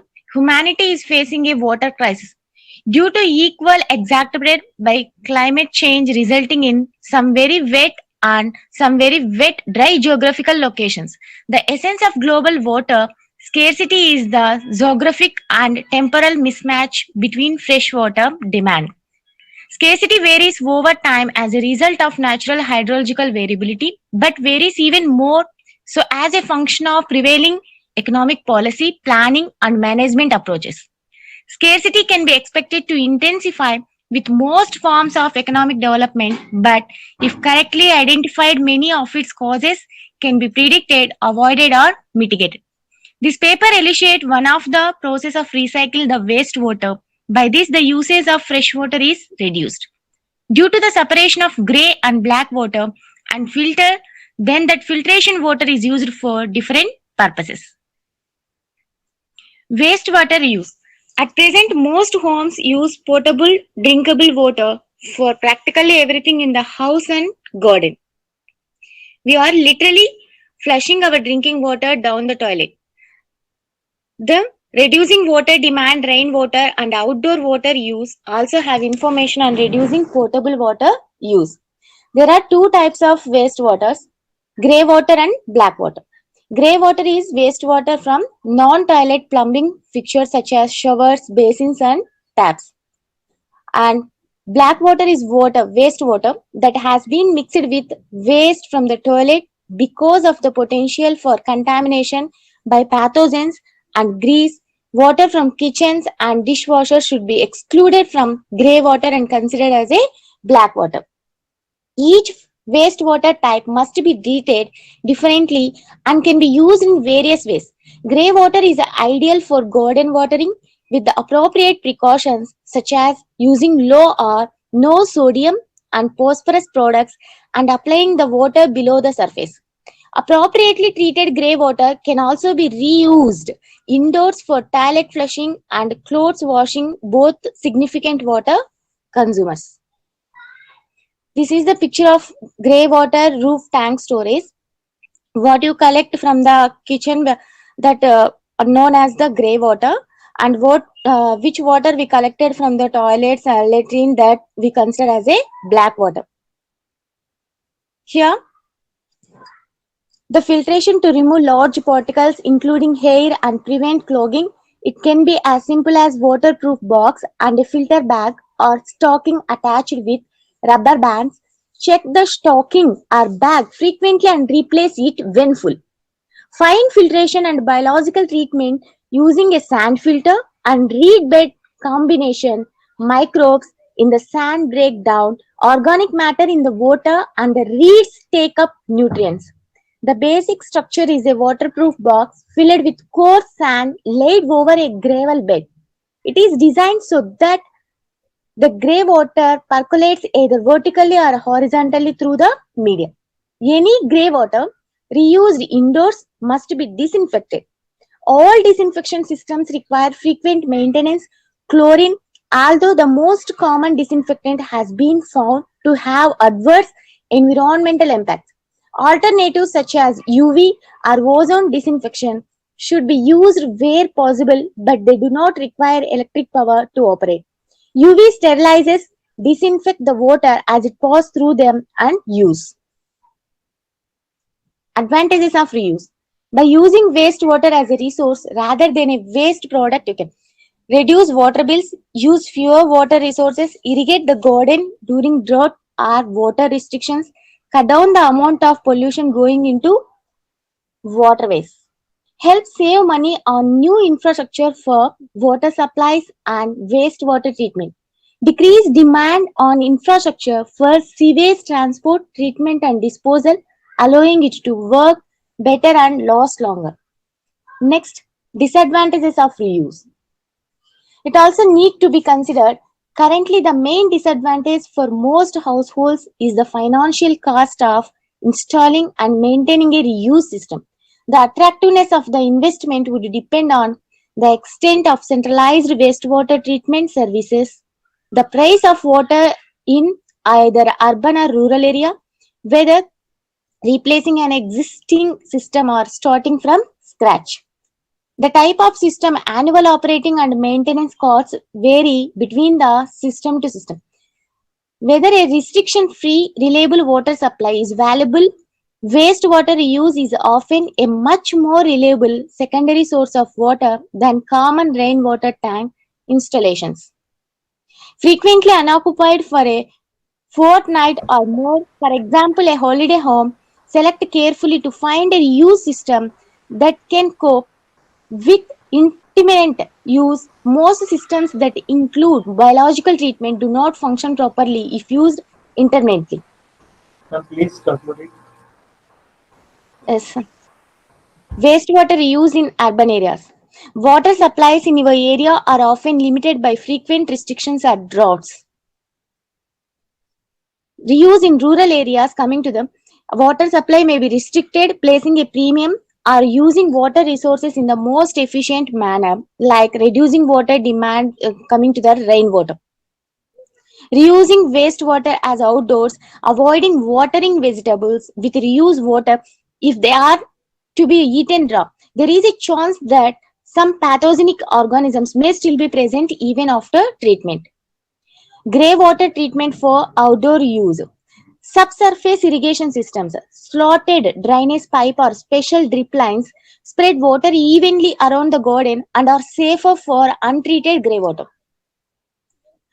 And black water treatment for outdoor, there are many different types suitable for outdoor use. Contact your local council for a list of accredited treatment systems for area. Precautions. Grey water must be treated and disinfected before storage and general reuse because it can contain significant number of pathogens that spread disease. Although droughts often underscore the need for wastewater reclamation and reuse, wastewater reuse is by no means a water resources management alternative for drought years only. It should be considered an integral and permanent part of water resources planning in the future. Thank you, sir. Thank you so much, ma'am. Your presentation is very important with context to the water conservation, recycling of the water, and wastewater management and certain contents. And generally, it's duty of every individual that we have to take care of our water when we have to be save our water conservation. That the important concern is existing in our society. And nowadays, also there is a support from the government side. There are so many NGOs which are working for the conservation, purification of the water and certain phenomena. So it's a very good presentation. Thank you so much. Any Thank questions? you, sir. Yes, Thank you yes, for giving this opportunity. yes. Thank you, ma'am. Thank you, sir. The next presenter is Dr. Soni Varghese. I'm here, sir. Yes, ma'am. Please proceed with your presentation. Yes.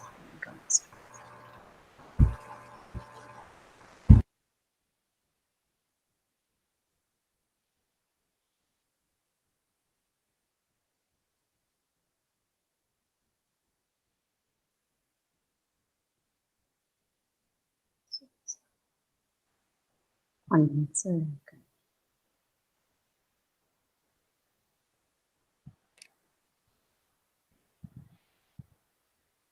Sir, am I audible? Yes, Yes, ma'am, you ma'am. are audible. And visible also. Yes, audible. Sir, myself, Dr. Soni Mary Varghese, Assistant Professor in Education from Kerala. I'm going to share with you how to develop critical thinking skills among students with cognitive disorders using problem-based learning. Problem-based learning has been advocated by current educators as one way to increase inquiry and problem-solving skills among gifted and average students.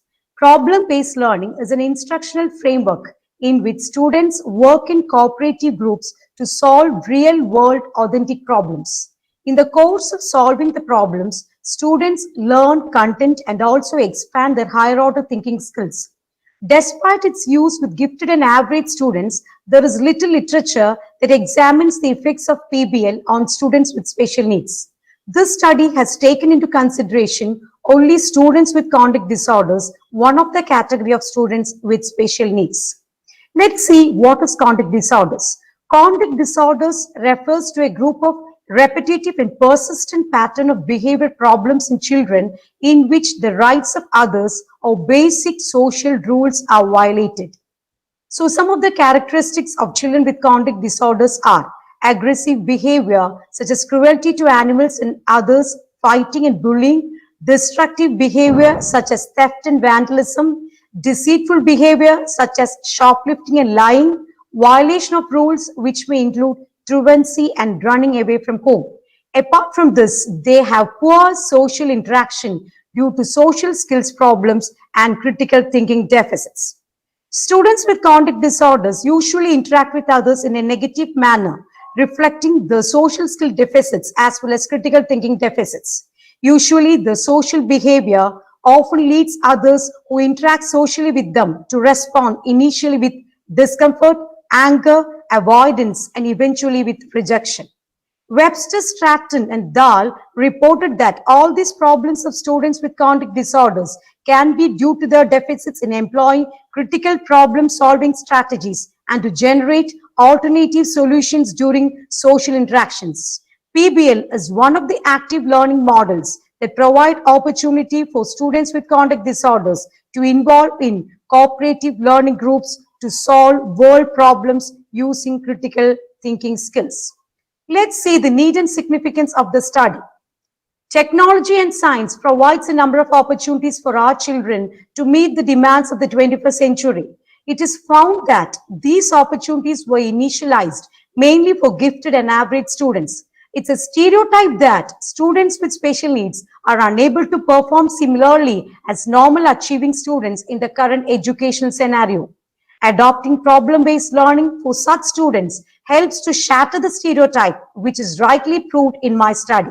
There are several reasons why PBL might be an effective pedagogical approach for students with special needs. So the objective of the study is to find out the effectiveness of problem-based learning on developing critical thinking skills among students with conduct disorders. For that, an experimental method was adopted by the investigator by selecting 44 students with conduct disorders using random sampling technique. So to find out the effectiveness of problem-based learning, a critical thinking skills test was used both as pre-test and post-test. So after that, after conducting pre-test, an experimental treatment was conducted using PBL, as problem-based learning. Problem-based learning sessions were conducted for 3 months. A package was prepared which involved lessons in PBL format, along with rubrics to give clear expectations and procedures and scores assigned for each task. PBL package used visual, auditory, kinesthetic, logical, and social learning opportunities. In addition to that, audio-visual equipments, researching on computer, field trips, sharing in interpersonal groups, working individually with groups, experimenting, etc. were provided during the session. So a single group pre-test, post-test design was adopted. So after conducting the experimental treatment, a post-test was conducted.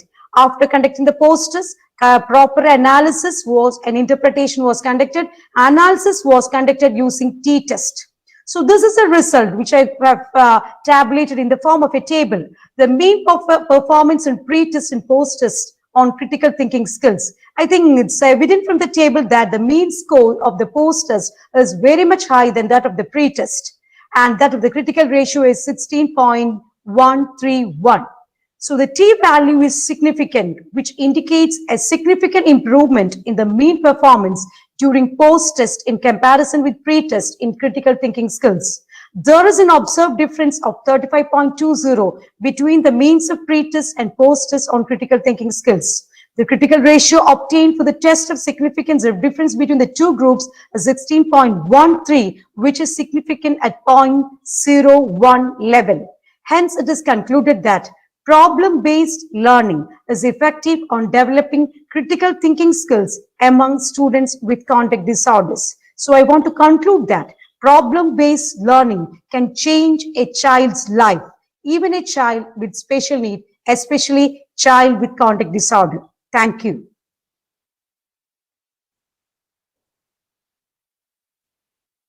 Thank you, ma'am. Thank you so much, sir. Thank you. The last participant and the Dr. Amardeep Kurukwar. Dr. Amardeep Kurukwar, sir. Are you there? Dr. Amardeep Kurukwar. Yes, I am there, sir. Yes, sir. You may proceed. Just a minute, sir.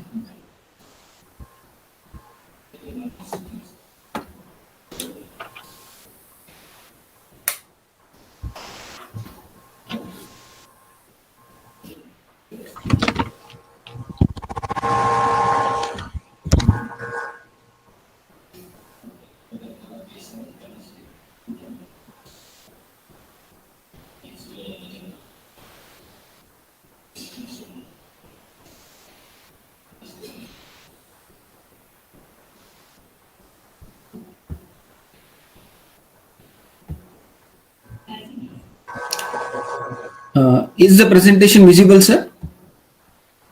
Yes, sir. No, not it, sir. Okay, just a minute, sir.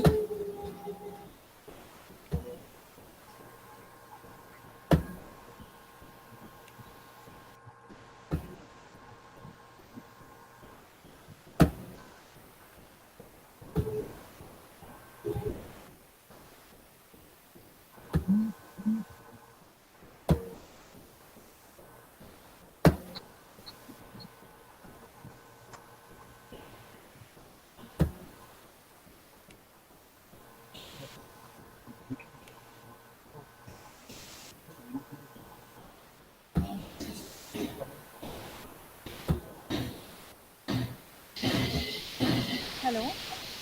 Hello. Hello. Sir, there is one option present now. Yeah.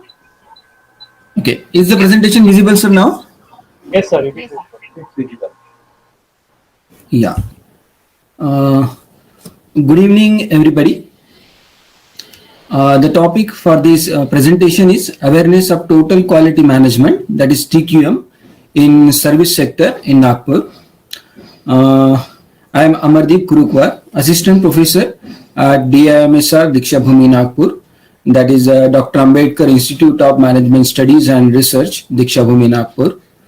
So talking about the TQM, as such earlier, Sir Edward Deming has come up with various thoughts and principles on quality, and from there the total quality management has started as a concept. So total quality management is an approach from the management field that originated in 1950 and has continuously become popular since 1980. So it has come to the practice since 1980. Total quality is a description as such, talking about total quality and total quality management. So as such, quality is conformity to the standards. And talking about the concept of TQM, total quality is a description of the culture, attitude, and organization. So what kind of culture the management, that organization is practicing, and what kind of attitude the management, the employees are having, and all about the organization structure of a company that strive to provide customers with products and services that fulfill their needs. So it is basically aimed at the satisfaction of the customers about their product and service that the company is offering. So first of all, let us briefly go through the principles of TQM. So first one is the customer focus. So TQM talks about the customer first and focus on the customer, their need, wants. Then it talks about total employee commitment. It talks about all the employees should be involved, and the employee should be aware about the practices of the quality. Then process approach. Number of processes are there, so employees should be aware about that. Then it talks about the integrated system. So there are different functional areas in a firm. So as such, all those are should work in as an integrated system for the benefit of the organization. Then strategic and systematic approach. So as far as the management is concerned, it should be very clearly state the vision, mission, and objective, and that should be disseminated at the best level among the employees. Then it talks about continual improvement. So continuous improvement should be there about the processes, the quality of the product, and listening to the needs of the customers, and then improving the product according to that. Then fact-based decision making. So TQM is data driven. So it deals with the various historical data, then present data, then analysis of the data, so that the management should be able to take the best decisions. And then it talks about the communication. So whatever like the policy of the company is there, talking about all the functional areas and basically the production areas, maybe offering the services or product, maybe manufacturing or service company. So communication of all vision, mission, objective, policy, the quality standards should be at the best level, and the communication of the thing should be very good, so that there should not be any kind of doubt or confusion. And then talking about the present study. So as such, I have done a literature review of 5 research papers, and based on that, I have done this particular research. So talking about the objective of research, it is to assess the awareness of total quality management among employees of service industries in Nagpur city. So basically, it is assessment of the awareness of the total quality management among the as far as the industry is concerned. I have selected the service industry, and the study is limited to Nagpur city. Then hypothesis.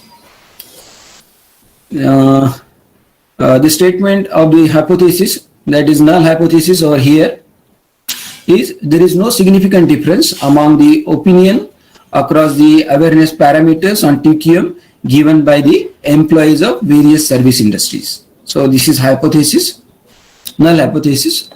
Then the research methodology that I have followed, this research is based on the descriptive research design. In total, I did a study of 19 organizations, basically of service industries only. Out of each of the organization, employees of quality, product, service, and customer relations were approached. So from some of the organization where much awareness about the quality is there, as far as the manufacturing or services actually offered from the counters are concerned, so quality people are surveyed. And from some of the organization, if there is no specific quality department, then product, service, and customer relations executive and employees were also surveyed. And as far as the tool that is used for this particular study is concerned, a well-designed questionnaire was developed and a survey was conducted to collect the data. And as far as the responses are concerned, so for collecting the responses, a Likert scale, 5-point Likert scale was used, starting, let us say, strongly agree, agree, neutral, disagree, and strongly disagree. Then talking about the data analysis, so first of all, basic charts. So this is a pie chart, and it talks about the industry-wise classification. So from the service industries, I have gone for this 4-1. So healthcare, banking, hospitality, and ICT services. So the 4 firms from this particular healthcare, then banking, 6 firms, ICT services, 4 firms, and hospitality, 5 firms I have surveyed.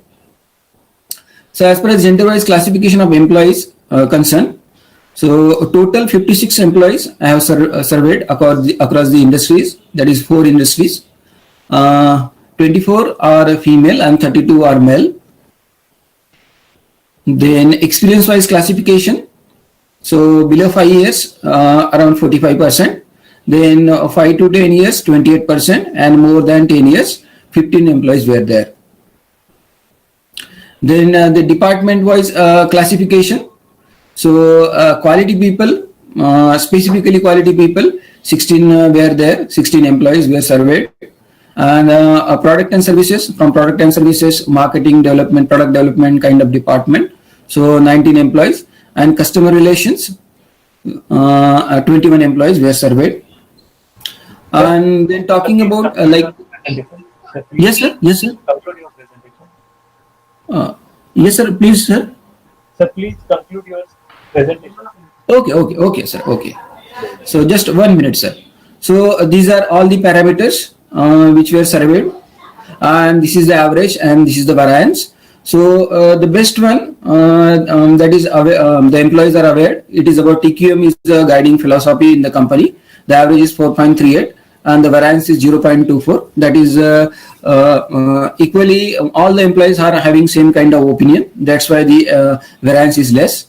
Then talking about the hypothesis, there is a significant difference among the opinion across the awareness parameters on TQM given by the employees of various service industries.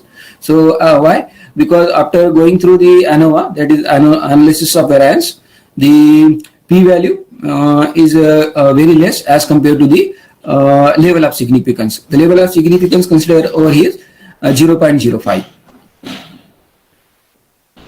And also, okay, fine, I will go to the conclusion. Okay. So according to this study, TQM is a guiding philosophy to the firm as far as the firms in Nagpur that are limited to service industry is concerned. And it is concluded that opinion across the awareness parameters on TQM given by the employees of various service industries is significantly different. So suggestions on the job and off the job training can be conducted for making the employee more aware about TQM. These are the limitations. So just 5 literature review I gone through, and 4 industries just I have surveyed. Only 56 respondents, and questionnaire has limited questions, and the basic research is very basic. Future course of actions, so develop appropriate hypothesis, do more literature reviews, and to increase the sample size. So these are references. Thank you so much, sir, for providing me the opportunity for writing the paper and for this presentation. Thank you so much. Thank you so much, sir. It was very nice presentation, and it's quite researchful and very useful to the industrial organization concerned. Wish you all the best, sir. Any questions from participants? Please, most welcome. Thank you, sir. Thank you so much. Yeah, welcome, sir. So today, 9 presenters had presented their presentation. All presentations were very nice, informative, and full of particular. Sorry, Sachin sir, your voice is very low. Yeah. So all the presentation were so nice, and including objectives and certain suggestions towards the nation and solving the certain sort of problems which are existing in our society. So I express our heartfelt thanks to our honorable and all the participants who had registered there for this esteemed conference. Wish you all the best to one and all. Thank you so much.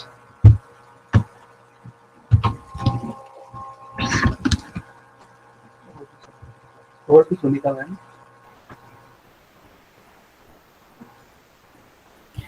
Yes, thank you, sir. On behalf of the management and principal, Dr. K.T. Thomas, I would like to take this opportunity to thank Dr. Nimbarte and Mr. Sachin Burde profusely for their meticulous and strategic planning, which helped in the smooth execution of this paper presentation session. I would also like to thank all the participants who presented their papers. To be able to present your hard-earned knowledge, your months and in fact years of research in such a short span of time, a matter of few minutes, is an art in itself. Each and every presenter's work is truly exemplary, noteworthy, and worthy to be applauded. May you all continue to explore new potentials in the field of research and bring laurels to the country at large and help the society as a whole. Once again, a big thank you to one and all. Just a couple of minutes more, and sharp at 6 o'clock, we'll be beginning with our session by our international speakers. All our international speakers, I presume, have joined us. So it's exactly 5:59, and in a minute or so, we'll begin with the session by our speakers. So now over to the student anchor, Simran. Thank you.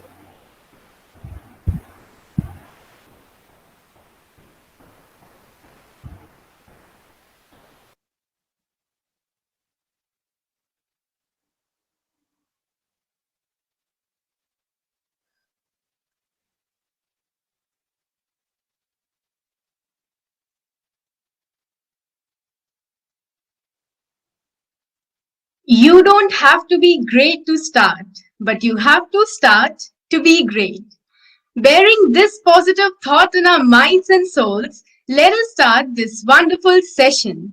On behalf of the management, Principal Dr. K.T. Thomas Sir, and the staff of St. Francis de Sales College, Nagpur, Maharashtra, Central India, I, Simran Trivedi, student of BA second year, and your host for the day, extend a warm welcome to each one of you on the 6th and the final day of the one-week international conference on global collaborations on science, technology, education, mathematics, and humanities to advance the frontiers of knowledge and innovation.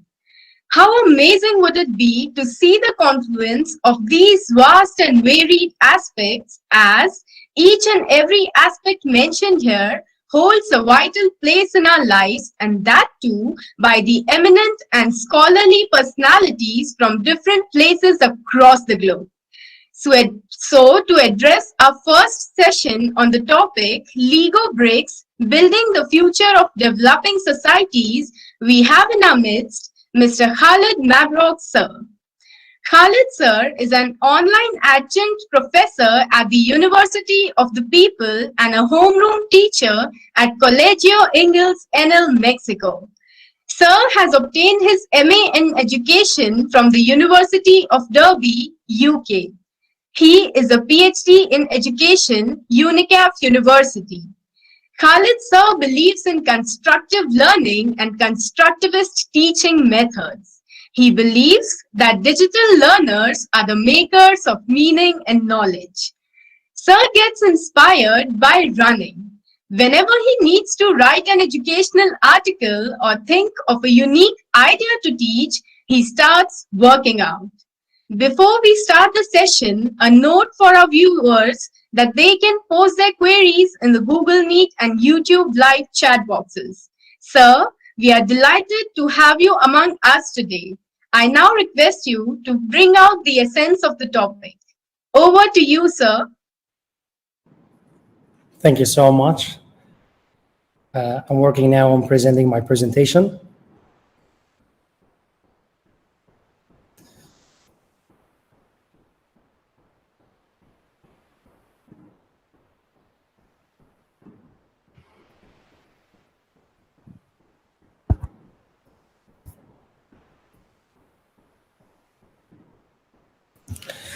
International Conference, Global Collaborations in STEM and the Humanities to Advance the Frontiers of Knowledge and Innovation. Today's topic, or today's talk, is going to be about Lego bricks, building the future in developing societies. Hosted by St. Francis. Yes? Excuse me, sir. Sir, your presentation is not visible. Oh, I'm so sorry. Let me share my screen again. Yes, sir. So just click on present now option. Yes. Then you will get first option, that is your entire screen. Yes. Do you want me to click on a tab? Yes, sir. No, sir. After clicking on present now, there will be option entire screen. Yes. Your entire screen, yes? Yes. Select that. Yes, share. Can you After see my selecting it, just click in the middle of the window. Yes. It started, sir. Let's start. Thank you so much. Let's start from the beginning. Slideshow, yes. Yes. International Conference, Global Collaborations in STEM and the Humanities to Advance the Frontiers of Knowledge and Innovation. Lego bricks, building the future in developing societies. Hosted by St. Francis de Sales College, Seminary Hills, Nagpur, India. It is a great pleasure to be with you today. My name is Khaled Mabrouk, and I'm an adjunct instructor at University of the People. I am also a homeroom teacher in Colegio Inglés Nuevo León, Mexico. I'm a PhD candidate in education, UNICAF University, and I obtained my Master of Arts in Education from the University of Derby, United Kingdom. Today, I would like to start with Legos as being part of our children's life. So when we talk about Lego brick, or when we talk about Lego bricks in general, we remember the time when our parents entered inside our houses and brought us something to use and to create. The Lego brick actually taught me many things in my life. They taught me that I need to bring the method that I learn to reality, which means it drove me to constructivism. And when we talk about constructivism, we actually learn how to turn new imaginative ideas into reality. And this is what we want our kids to learn today before they become engineers, because it all started here. They need to build something, they need to create, because if the ideal lives inside their heads, they won't be able to succeed at the end of their educational life or educational journey. And we need to work with them on being active participants, lifelong learners of education. Lifelong learners requires us to teach them the methods that we learned when we were young, when we were following the same steps that we need them to follow these days. On the other hand, I would like to jump to the second part, which is live your study. How can our students live their studies? Our students can live their studies by understanding the concept of planting a seed. And if they don't know that concept, they won't succeed. How? If you plant a seed, it's going to turn into a tree. And if you plant a tree, it's not going to turn into anything. It's going to stay in the same place. So this is what we need our kids to know before they become engineers. And if we nurture this concept inside their minds, inside their hearts, by educating their hearts before educating their minds, they are going to be successful engineers in the future. Beyond imagination. When we talk about imagination, it requires us to go through the main core elements that we need them to learn and we need to teach inside universities or inside schools.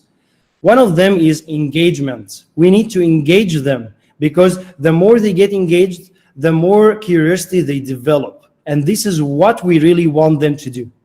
The other thing that we want them to learn is to explore, because when you explore something, you seek explanation.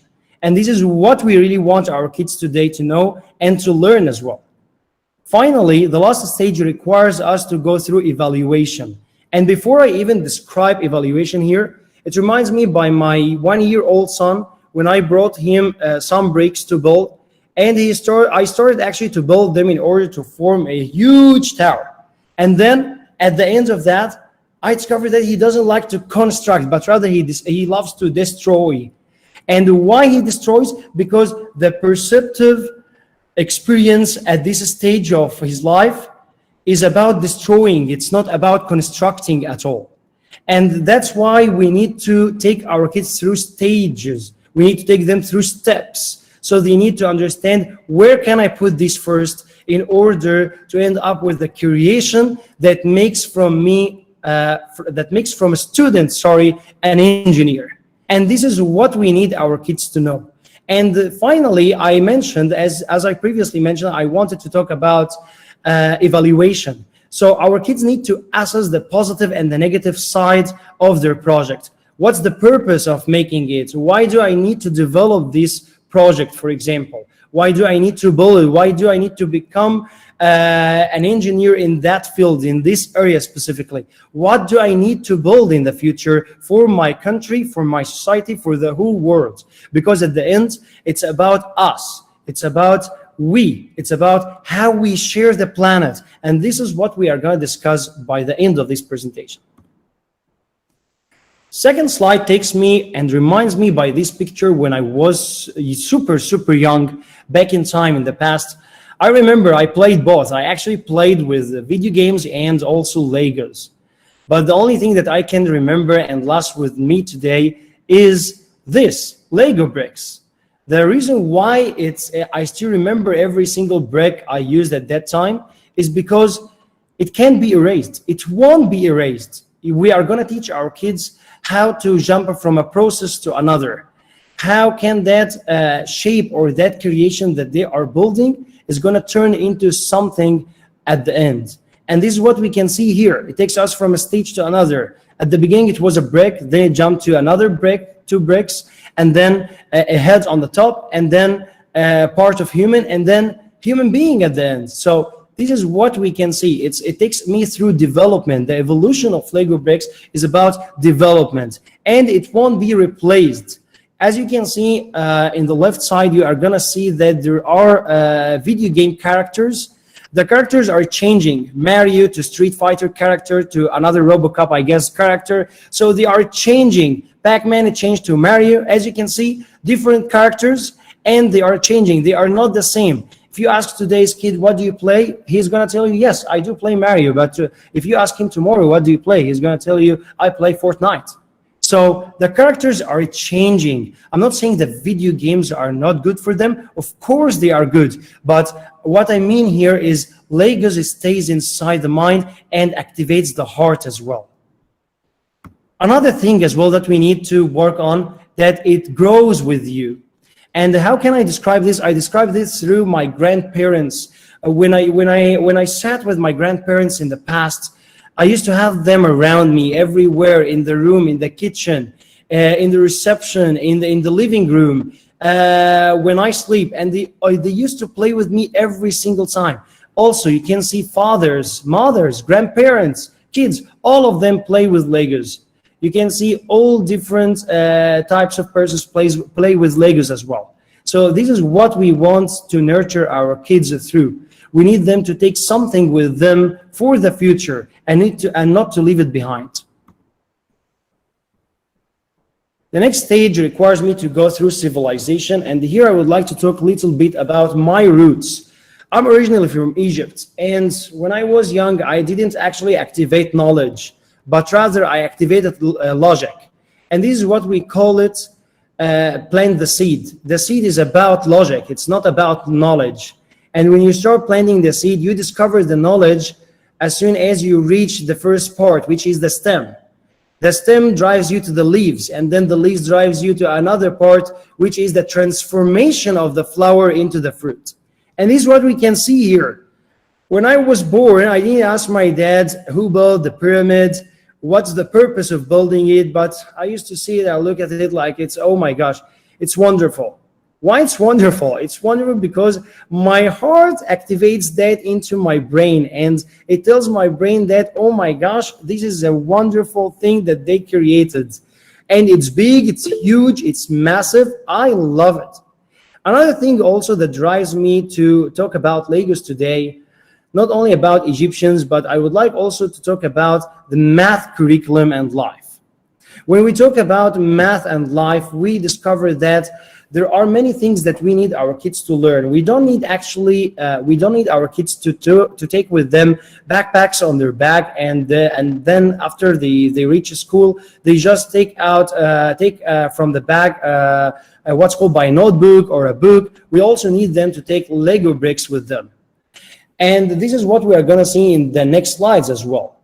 And before I move to the next slide, I will just like to point at one last thing, which is the constructive mind of ancient Egyptians, because the constructive mind of ancient Egyptians was very connected with their hearts.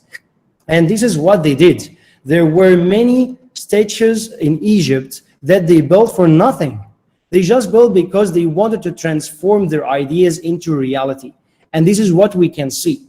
They just built it and they left it there and they passed away, and no one knows until now what was the purpose for having that statue, for example. Next part. Next part requires me to ask several things, and before I ask the question, what skills do we need? I need to look at the picture in front of my eyes. These are all skills we are learning, in universities. These are the skills that we really learn when we go to engineer university. or Faculty of Engineering. And this is the first thing that we learn there, constructive learning. The second thing is imagination and civilization. We always connect our civilization with what's inside our minds. The third thing is that we go through building and constructing instead of adding and subtracting. And we leave everything we learned at school and we start focusing on what we need to build, what we need to construct, what we need to create, what we need to innovate. So we forget about algebra, geometry, we forget about them, but we focus on reality. And this is something that we need to take in mind as well. And finally, real life situations. We are so connected to reality, we are so connected to life as well. And we need to learn and teach. How can we bring reality inside our classrooms? Because today's kids don't require us to tell them theory, but rather we need to transfer that theory into practice. Socializing and life skills, which I call actually skills de la vida. Why socializing and life skills are so connected together? Because this is the part that we really miss as teachers and students today because of COVID-19. We don't socialize anymore. And when I picture any image of any of my students inside my head, and I ask myself, do they really enjoy the class with me? I feel sad about this because I really want him or her to enjoy learning. I remember the time when I used to approach their tables. I remember the time when I used to put them in group work instructions and they come up with an idea telling me, teacher, is it correct like that? I remember the time when I used to clap my hands instead of applauding using the digital hands. And I remember the time when I used to see tears coming to me at the end of the year telling me, teacher, thank you so much for teaching me this and that. Life skills. We actually need to teach them that school is not actually a building that we need to visit or we need to stay in because our parents drop us there. And also universities the same. So Faculty of Engineering, for example, is your workshop place, is your workshop space as well. So you go there in order to enjoy working on something real. And you change that dream that lives inside you into reality. And reality drives you to success because you can see in front of you the Empire State Building that you built, for example. That's why New York, for example, can be a good example for this part. Because where was the Empire State Building or at that time when we were on this planet? So it just, someone actually brought it to reality and he brought it to our life in order to show us that this is our development for these days. It's going to take us to another development and another big development. And nowadays we end with Burj Khalifa in Dubai. So why do we do that? Because we always like to construct things. We always like to, imagine if you just put that inside your head and you just close it there. It's gonna die with us at the end. It's not gonna exist. So that's why we need to teach our kids how to become real. Next part. This part takes me to Elon Musk, and I remember when I listened to one of his interviews when he mentioned that he brought it to reality. And he mentioned that because of one thing, because of the miniature that he created at the beginning. This is not actually his real miniature, but he started with this, with something similar to this, and he transformed it after into Tesla cars that we have today. So imagine if you start at home using all things that you have in your mind and you just put it on your desk, it will stay there with you. It will never, ever get erased. And this is what we need to learn. We need to learn how to start small. I remember the first pen I invented when I was in middle school. There was a light inside this pen. And then when I grew up, I found that this pen started to come to reality. Many other persons started to develop it. So it started with all of us. All of us actually created it in order to help other people to develop it. And then it came to the marketplace and we started to buy it. Start planning. Don't think about tomorrow. Don't say tomorrow I will start. Start right now. Your goal should be today. Don't even sleep without finishing it. You should accomplish it. Start creating. Make it, create it, share it with your parents, share it with someone that loves you, share it with any person in your life. Make it real, and in order to make it happen, you need to share it with everyone. Start inventing, and when you create and invent, you actually it actually drives you to development as well, because you reveal the power of imagination that lives inside you or inside your head, and you transform it into reality. Now we need to talk about also movie industry, because movie industry changed a lot, especially during COVID-19, and we can witness that there were many movies in the movie theaters that they didn't even come or appear because of COVID-19. And we need to understand that movie industry started to change the way it needs to be because of COVID-19, and because also we live in a world that requires technology. And that drives me to share this video with all of you. One of my favorite movies, which is The Impossible. And this is a real scene, actually. I thought that when I started watching the movie, I said, how could they build all these things? And then when I watched the making of the movie, oh my gosh, it drove me crazy, because I found different ideas and different things that I couldn't even believe. So we give it a while.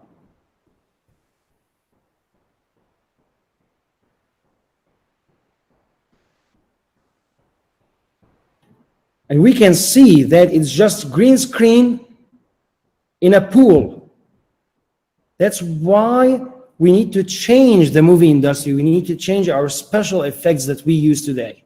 We also need to create new opportunities, because when we do that, we don't only involve actors, directors, producers, but we include engineers. The future generation requires us to work on this. And that's why we need to teach them that becoming an engineer is going to help you to find more than a field. It's not only one field, but you are going to find many opportunities that are waiting for you. And also, it's not going to cost you anything. It's going to be cheaper than any other design. Think about it. An actor, for example, takes all the equipment with him to another country. Today, it's going to be an actor takes Lego bricks with him to another room. Less damage and low risks. So it's not going to cost you any kind of damage. And at the same time, it's going to cause you a risk, but it's going to cause you a prudent risk. This is the difference between the risk that we know, that you might actually, you might succeed, you might not succeed, and the other risk, which is the prudent risk, which is going to drive you to success at the end. Lego for math. And when I talk about Lego for math, this is what we teach today. And this is what we teach tomorrow. Because we started by telling them numbers, by giving them fractions. And then we use the small bricks, transforming them into a ruler. And it's not only a normal ruler, it's a colorful ruler that you can use for project-based learning in order to measure their shoe. And here it tells me that math is everywhere. So I connect what's inside my mind to reality, and I bring it to reality as well. Imagine yourself as a teacher giving a ruler to one of your kids. What will you do with this ruler? I remember the time I was in the classroom and I give ruler to kids, and by the end of the day, they were fighting, playing swords together. They felt that they are knights or they are from the Middle Age, and they started to fight together. But when I gave them Legos, there was a big transformation in the method that I apply and the value that I create inside my classroom. Understanding the world. We are not teaching our kids today to have a theory inside their notebooks, but rather we need actually to move from theory to practice, and this is what I previously mentioned. Because theory is going to take us to another level, which is practice. And when I practice something, it sticks to the mind. It doesn't get erased at all. and you are gonna differentiate who are the low achievers and who are the high achievers. High achievers always stick things to their minds, and by that way you can transform also low achievers to become higher achievers too. Playing and learning. It's time to play, it's time to learn. There is no need to waste time in front of the books for hours. Books can be considered as manuals for this generation. They are sources to use, but they are not sources to study from. And that's why we need to include every single parent at home with what we teach inside the classroom. So we deliver their kids at home not to study, but to play with them. It's time for parents to get released after a long day with what they struggled with at work. It's time for them to get released by playing with their kids instead of getting frustrated and getting prepared for the exams. Finally, in this slide, we can see that the future generation is gonna tell his mom, I'm done with playing, instead of saying, Mom, I'm studying. And that's what we can see here. Instead of, have you finished your homework? Have you finished playing? And that's what we need our kids to know.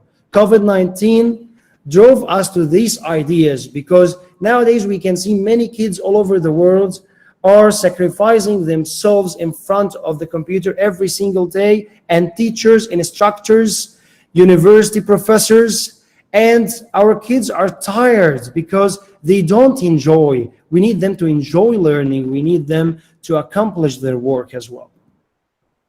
Finally, future engineers, inventors, creators, and innovators are gonna come to our society with a big smile, which means they are gonna finish the first level of their educational career or educational life, jump to another level, and they are gonna actually get graduated from universities, and they are gonna remember the time when they started as small engineers instead of students in uniforms, having backpack on their backs, and they just go to school in order to open them and distribute notebooks, books, and they just read from there. But rather, they are gonna do something by themselves. And this is what we call learning by doing. Solutions for STEM education: science, technology, engineer, and math. And that drives me to this Lego shape or Lego design that I can see in front of my eyes. And it's actually one of the best products that Legos has created. It's about modeling your invention. And we are talking to our kids today with a different brain than the one that we had in the past.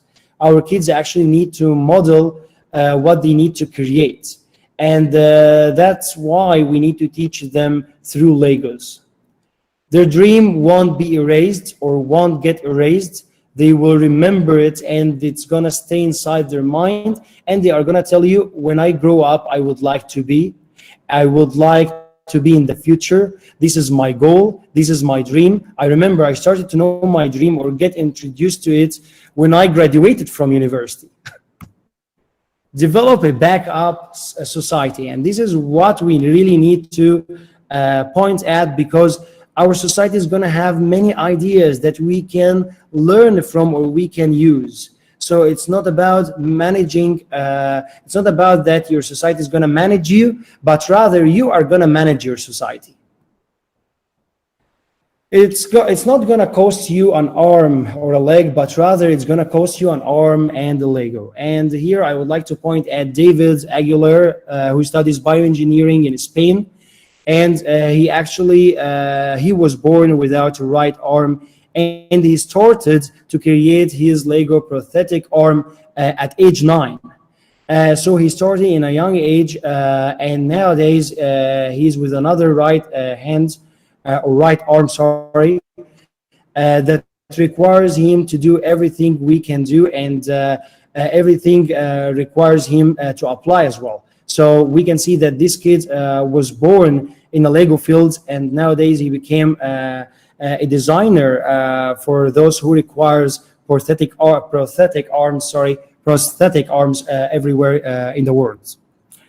He doesn't give up, and this is a small message or a piece of advice that I give to everyone here in this room, including students specifically. You don't have to give up, because your dream can change from what goes inside your mind into something real that comes to reality and to the society where you live in. Opportunities won't wait for you. You don't have to wait, actually, for an opportunity, but rather what I really mean here is that you really need to work on them. You need to create the opportunity. So instead of waiting for opportunities, you need to create them.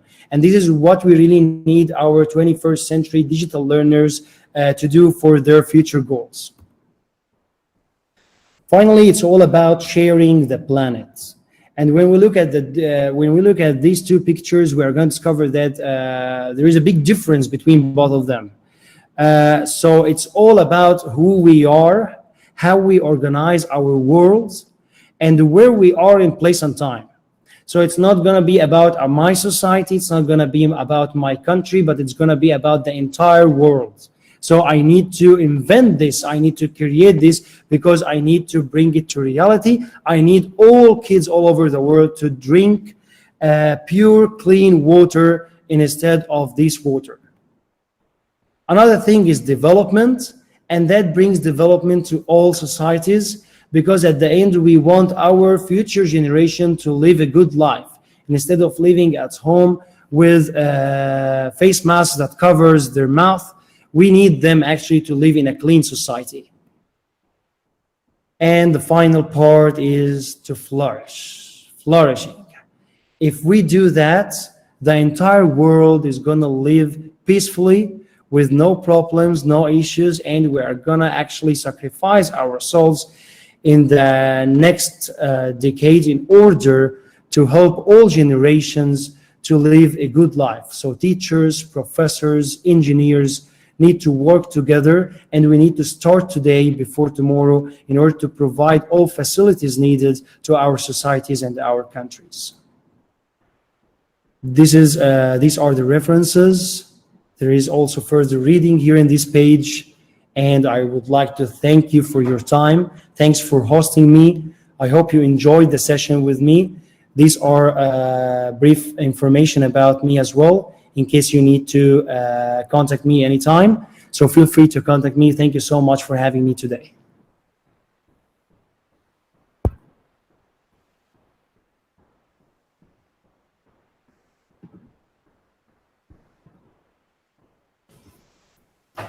Thank you, sir, for delivering such a brilliant and captivating talk and enlightening us with your expertise on the topic. I'm sure that our participants have many interesting takeaways from this session. Thank you, sir. Thank you so much. I appreciate it. Thank you, sir. Now we have another inspiring personality among us, Dr. Diane Jameson, ma'am, to enlighten us on the topic Emerging Trends of Distance Learning Impacting College Students During the Pandemic.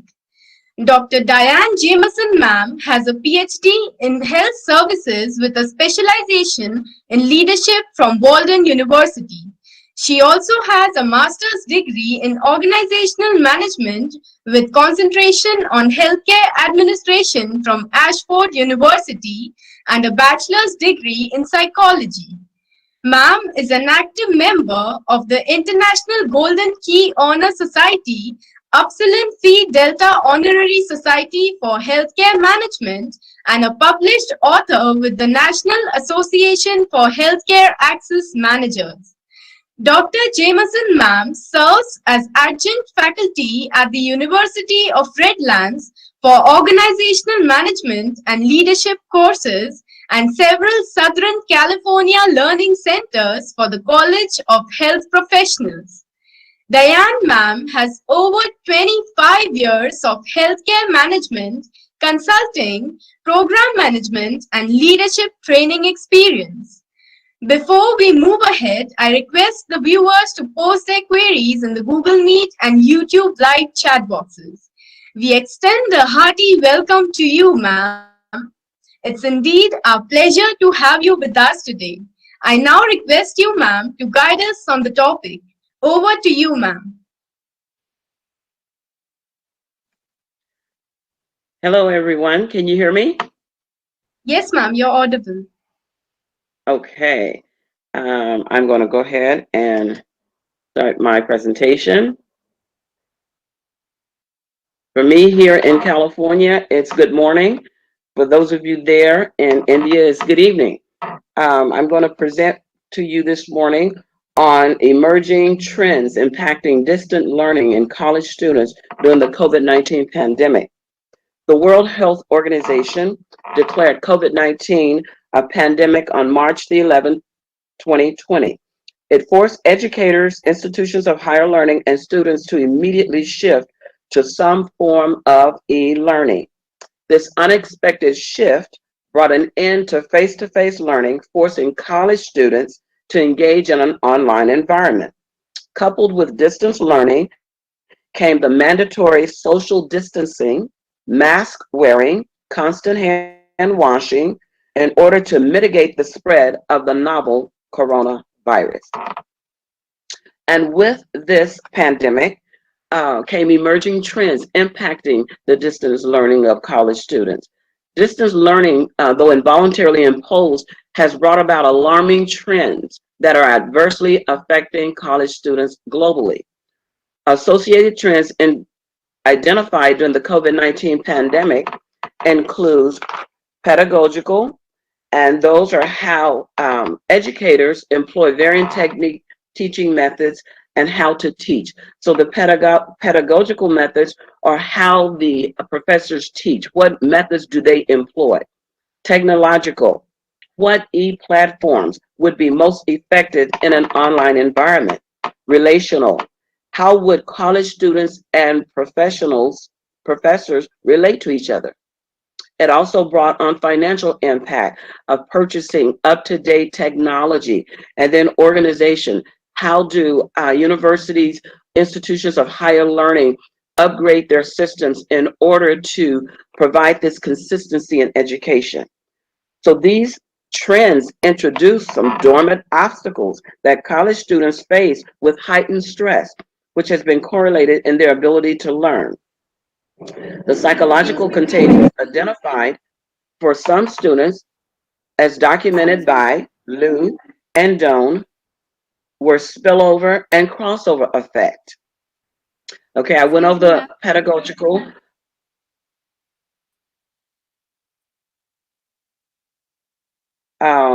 Educational, what e-platforms would be most effective in an online environment? Relational, how would college students relate and how would professors relate to them, as well as psychological. So the spillover effect, it occurred when students experienced stress in one domain, which directly influenced their ability to function in another. For example, students suffered psychologically as a result Excuse me, of ma'am. social distancing. Ma'am, I'm very sorry. Whether you have started your presentation? Yes, can you hear me? Can you see it? No, actually, we can't see your presentation. Okay. Do I need to continue? Can you hear me? Yes, ma'am, we can hear you. I think you have not shared your presentation, PowerPoint presentation. So you can't see it? Sorry, ma'am? Can you see my presentation on the screen? Because I see No, it. ma'am, no. Oh, you can't see it at all? Yeah. That's why I'm saying that. Oh, okay, I'm sorry. It's okay, ma'am. Let's see. Present now? Can you see it now? No, ma'am. Click on present now. Okay, Right let me go bottom. back. Right bottom. Yeah. On the Google Okay. Meet. Then click on entire screen.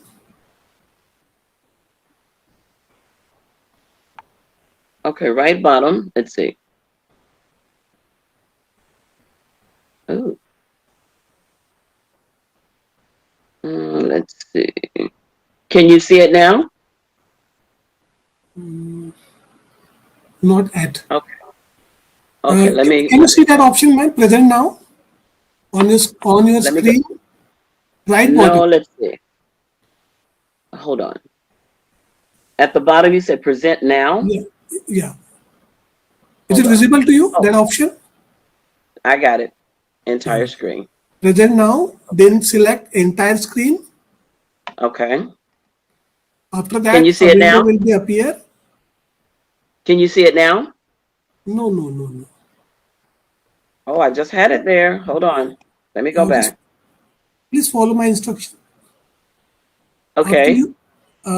After you click on present now, there will be 3 options. Mm-hmm. Select Then very it says first share one. entire screen. Correct. Again a window is there. I'm here. I'm at share your entire screen.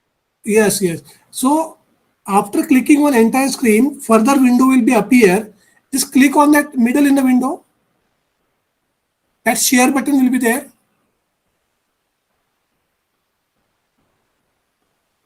Okay. Yes, now started. I'm sorry. Yeah, I got now ahead of started. myself. Yeah, yeah. Now, ma'am, you open your presentation directly. Minimize the screen. Yes. Run the slideshow.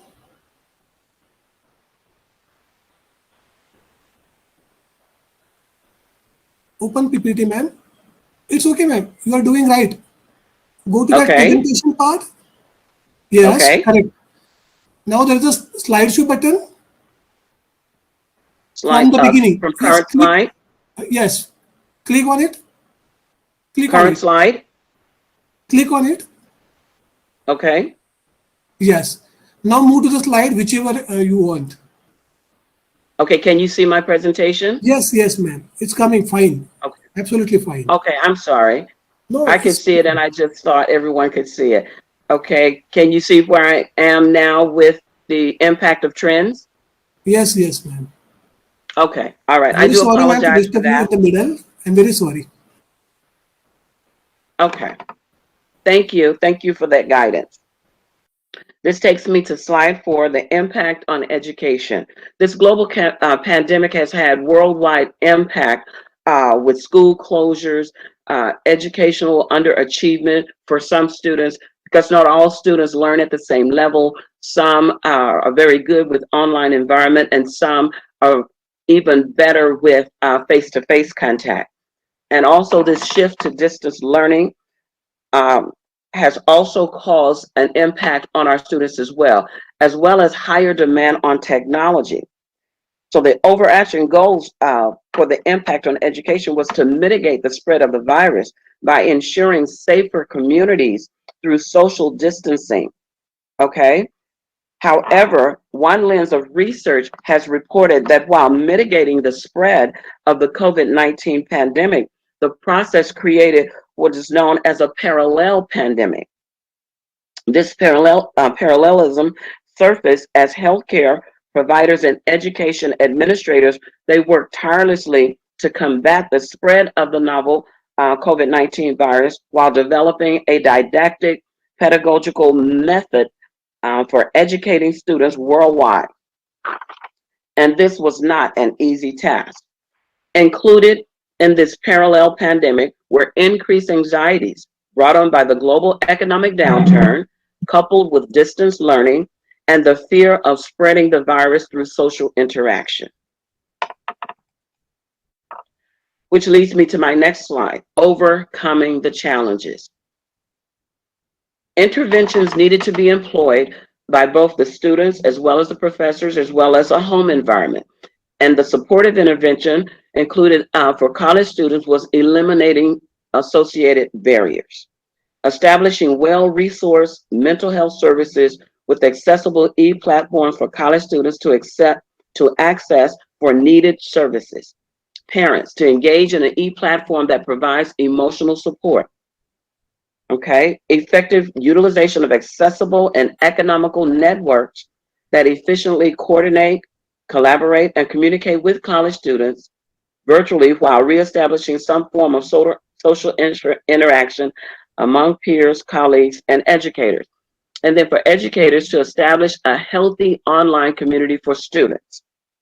Overcoming barriers to social distance learning for college students included eliminating the social isolation, decreasing social isolation, which has been reported as negatively impacting the mental health and well-being of most college students, establish positive online social interaction, and embrace diversity, inclusion, and acceptance. And some of the issues that surfaced were distance education students. They often feel isolated because they're missing the one-on-one, the face-to-face interaction among their peers, among their colleagues, among professors. They're overcoming this isolation is a big challenge, which requires professors to employ quality teaching and learning, okay? The lack of latest computers and high-speed internet services, online examinations and assignments, as well as incorporating technology mediated synchronous learning, meaning setting specific time frames for students to be online to learn. Those are instances that can help overcome the challenges and barriers. However, with distance learning, there are some recognizable benefits, such as students can study anywhere, anytime. Significant cost saving. You don't have the associated costs of travel, commute, even living on campus, which brings me to elimination of travel and the commute. The flexibility of choice. Students can determine the courses they want to take, when they want to take them, and how often they want to take them, as well as saving time. Again, you eliminate the associated costs of the commute, of housing, because students are learning in a safe environment at home or somewhere that is more communal for them. The ability to earn while you learn. Distance learning has increased the students' ability to not only work while they're learning, but maintain some form of employment. Some students increase the ability to learn by choosing a flexible schedule that allows them to maintain their current employment while either improving, increasing, or enhancing their education.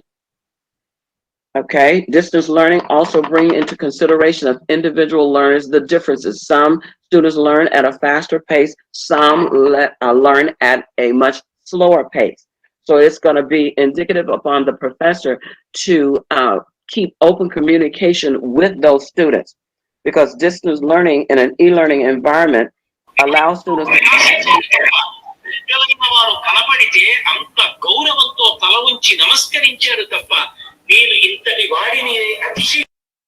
Can you hear me? Am I still there? Yes, ma'am. To maximize their individual learning by allowing students to focus on certain parts of the course. Self-pacing allows students, again, these are benefits of distance learning. Self-pacing allows students to work in both a synchronous and an asynchronous manner. Synchronous ways of learning allow students to engage with other students, with the professor within a specified slotted time within the online environment. Asynchronous allows students to study at his or her own pace at a speed which has been determined to increase satisfaction and decrease stress. In California, several internet providers have voluntarily offered little or low cost internet service to homes affected by the economic downturn brought on by the COVID-19 pandemic. These provision of services alleviated a disruption of their studies by enabling students to continue their education within the comforts of their own home. At my university, at the University of Wetland, students can receive funding to assist through the Coronavirus Relief and Response Supplemental Appropriations Act, which was signed into law on December 27, 2020. This law specifies that a portion of the dispersed funds should be used to assist students with emergency costs that arise due to the coronavirus. However, the legislation limits eligibility for funds only to students eligible to receive federal financial aid, excluding assistance to non-U.S. citizens. This law also requires that institutions prioritize students with exceptional needs, such as students who receive Pell Grants, in awarding financial aid to various students. And finally, this piece of legislation funding includes tuition, technology, food, housing, healthcare, including mental health care, as well as child care. So as you can see, this was a very important piece of legislation that was brought on as a result of the coronavirus, which has gone a long ways, lots of ways rather, in improving the educational outcomes for students. Along with the advantages of distance learning, there's also some disadvantages or limitation, which includes lack of social interaction. The format isn't ideal for all learners. Some employers still, for whatever reason, don't accept online degrees. Remoteness, no social isolation, which can bring on stress for the college students as well. E-platform produces a complete absence of vital personal interaction for both the learner, again, and the instructor. Higher levels of distraction. Distractions are more prevalent in an online environment and may pose more challenges relative to clarification, explanation, and interpretation, especially if you're in a multi-member home where it's hard to find a designated space to devote to your learning. It is subject to piracy, plagiarism, cheating, inappropriate use of copy and paste. Some students rather, may take this time to kind of cheat and take the short way instead of maintaining that academic rigor, that academic scholarship. It may cause some students to want to cut corners, okay, which would require professors to employ effective methods needed to ensure and maintain academic rigor, such as an increase in plagiarism. It forces the professors to utilize various online tools, such as plagiarism checkers, Grammarly, Turnitin, Copyscape, CopyLeak. However, if a student is found to have plagiarized an assignment, academic consequences can be very severe. They may include up to expulsion from the institution, which damages the student's educational career. An increase in online users can inundate or overload websites, causing congestion, delays, and retrieving valuable information and data. Distance learning also often highlights distance in communication, making it difficult for students to maintain contact with professors. However, I wanted to also highlight another benefit of distance learning. It just gives these students, college students, a plethora of information, a wealth of knowledge based on the World Wide Web. They have access, if they have connectivity, access to a wealth of knowledge. They can pull resources from just about any database that's out there. So as you can see, the benefits and the advantages of distance learning do outweigh some of the limitations. The relevance throughout all disciplines. Building a healthy online environment requires educators to make first contact before the onset of the course. The instructor should send an email, a short video introducing themselves prior to the beginning of the course. I personally reach out to my students 2 weeks before the onset of the course. I post the syllabus in the discussion forum. I introduce myself.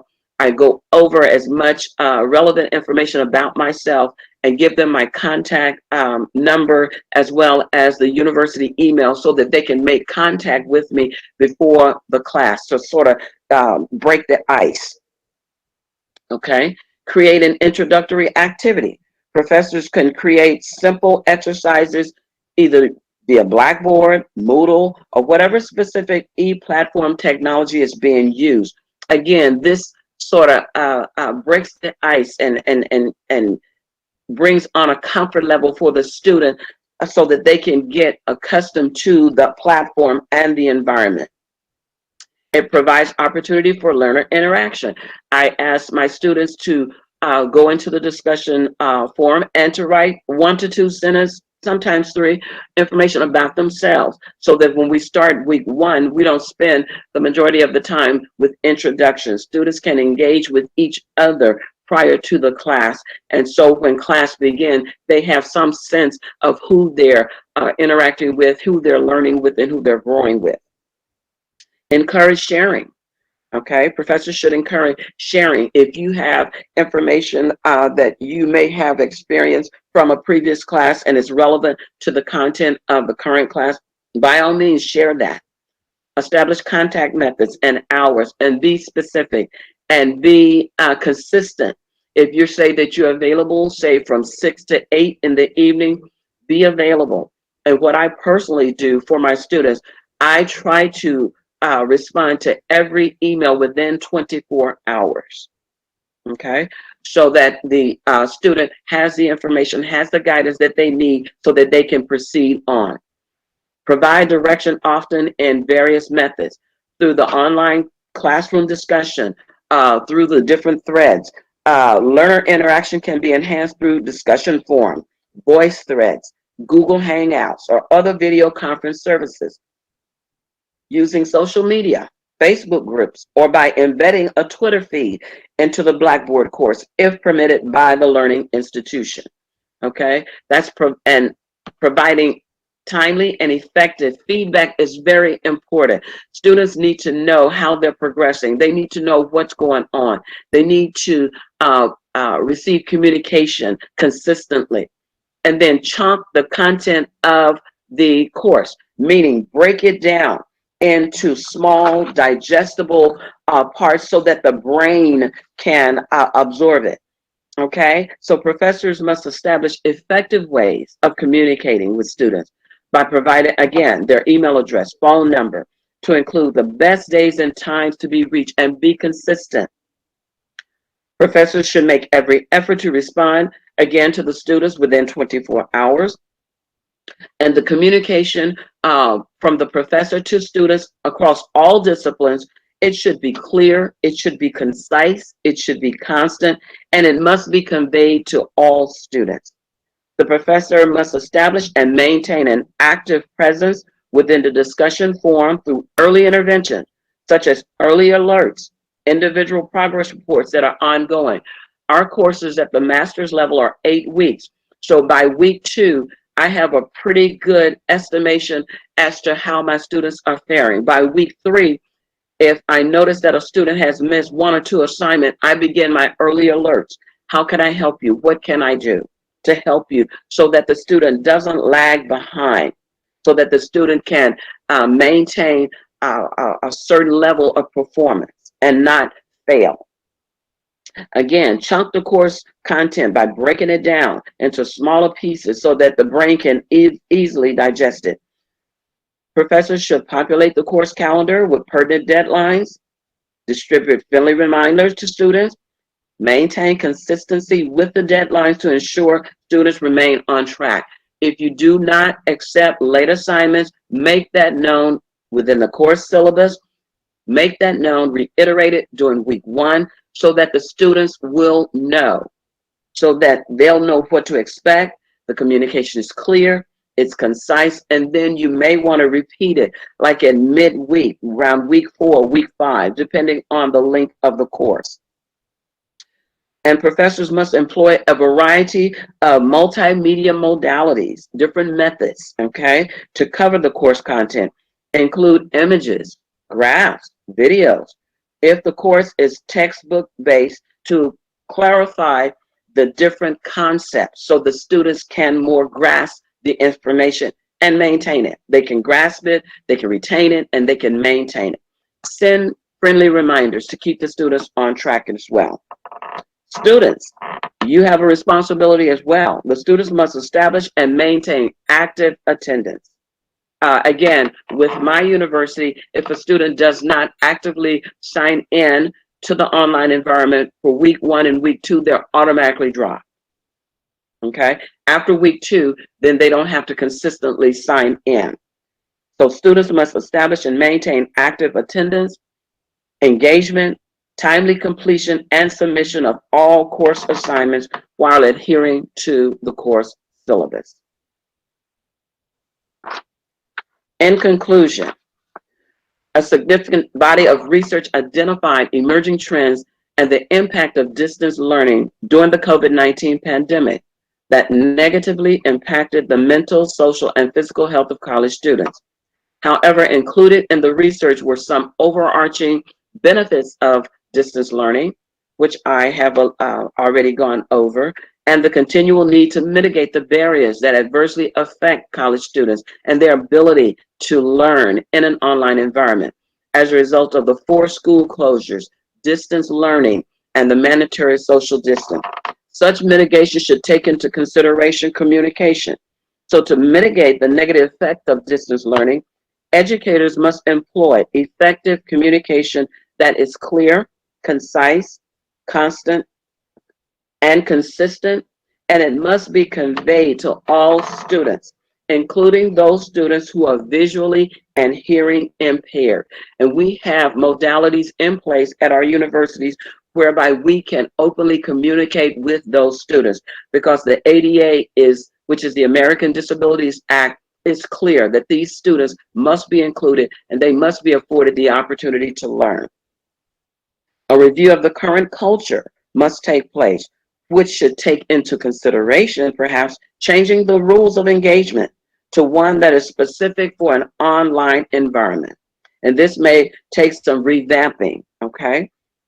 Again, we've been placed into a paradigm shift as a result of COVID-19. And then a collective coordination of efforts where college students are given support at every stage of their academic experience to ensure a successful matriculation and completion of their program. We as professors do not succeed until our students succeed. And for me, success is when they walk across that stage and they are awarded that degree. To me, that measures my level of success with my students, and that I have done the job to equip them to go forth to matriculate and complete their program. So coordination. And finally, a collaborative effort must be established to ensure that all pertinent pieces of the puzzles come together, thereby deploying a blueprint for success for each college student in an online environment, and one that guarantees a smooth transition back to face-to-face learning at the end of this pandemic. And I feel wholeheartedly that we will get through this pandemic. And these are my references. I do apologize again for the miscommunication at the beginning. And this concludes my presentation. I do want to thank you, and thank you for your patience. And I do hope that it was very informative.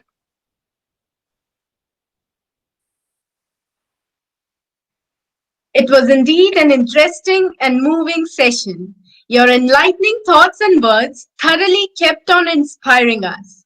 I hope it will have an immense impact on most of us present here.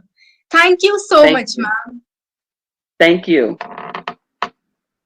Moving towards our third session of the day, we have with us Dr. Pam Sisson, ma'am, and Dr. Frank Bearden, sir. Dr. Pam Sisson, ma'am, holds a doctorate in business and is a professional educator with significant experience in retail inventory management and advanced data analysis. She has a vast experience in the field of university teaching, corrections, and in understanding the persuasions and motivations of consumers through the application of descriptive and inferential statistics.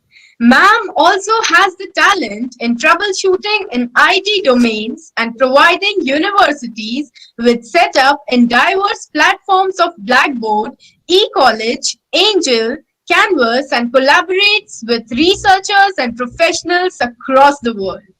Accompanying her, we have Dr. Frank Bearden, sir, who is a distinguished core part-time professor in the School of Business with the North Central University, USA.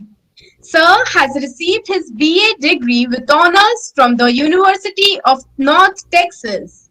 Sir did his MS in Management from the American College and PhD in Organizational Leadership from Our Lady of the Lake University. He has published articles in numerous financial advisory journals to his credit, along with a book entitled The Subtle Interest, Conflicts and Interest in Financial Planning, 2010. Before we proceed with the talk, all the viewers are requested to post their queries in the Google Meet and YouTube live chat boxes. I now humbly request our prestigious speakers to elaborate their thoughts on the topic, the dynamics of customer acquisition, retention, and strategy development in United States. Over to you. Thank you very much. Share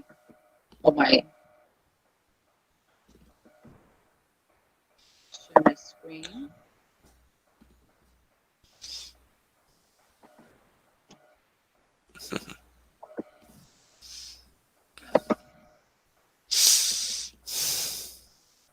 There we go. So we did a study, the dynamics of customer acquisition, retention, and strategy development in the U.S. in the telecommunications industry. So just a snapshot. We conducted a study to better understand customer choice behavior in the telecommunications industry in order to help them develop marketing strategies so that they can better understand their consumers. The leading companies in the U.S. are Verizon, Sprint, AT&T, and T-Mobile. However, just recently, Sprint and T-Mobile have merged, leaving 3 major players. There are some other smaller telecommunication companies, but they don't hold much of a market.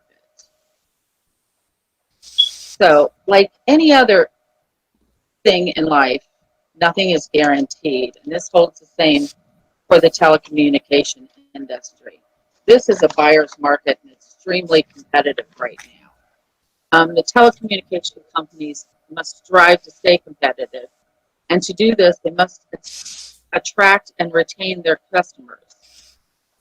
All the major companies here in the U.S. have basically the same products. However, it's a race to see who can get it out first, because that attracts customers.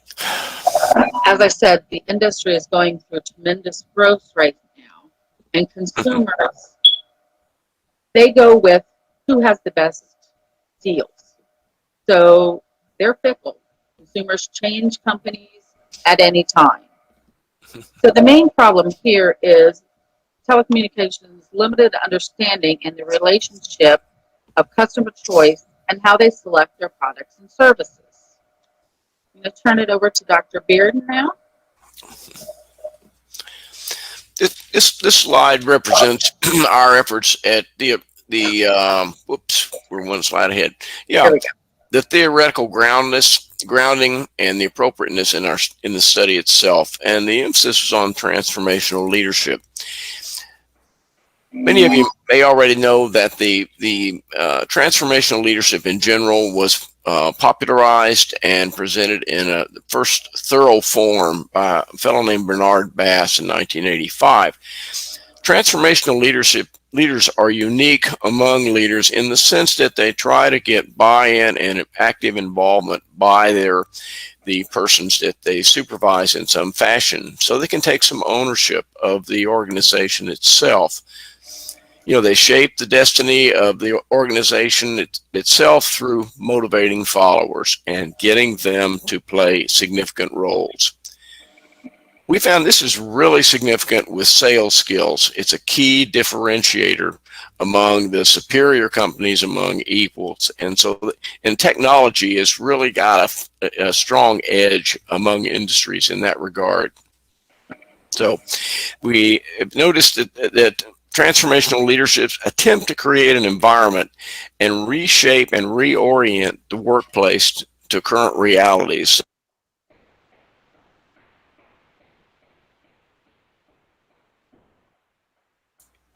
The workplace itself gains a fluid nature and accommodates to the environment and the marketplace that it seeks to serve. Next. This slide has to do with the methodology and the rationale behind the methodology that was utilized. The study itself is a quantitative study, and it looks at the relationship among a few variables that were thought to be possibly significant in gaining understanding. The problem and the objective had to do with limited leadership understanding of the relationship between items like customer choice, gender, age, income, and ethnicity. And those variables were the independent variables. So we're looking at how do those mesh together through a regression model to indicate who a customer would select in terms of doing service and doing business. Initially, the regression analysis and correlation design used secondary data sets, and these are items that are, frankly, in my judgment, underutilized all too often. They're sometimes known as archive data, but it's information that is there, and that's what's that has been the means of this study to utilize some of this data that has already been refined and collected, that sort of thing, and so it's available. We were after, in terms of focus, understanding customer behavior, needs, desires, and basically wants. And in the process, we uncovered, overt and subtle influences and some nuances that were a little surprising to us, and we'll share some of the key ones with you.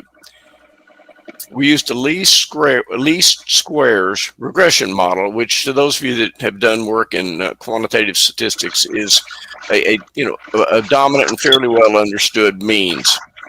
And here again, the influence what we were trying to measure was on the dependent variable in terms of the independent, or what are also called influence variables.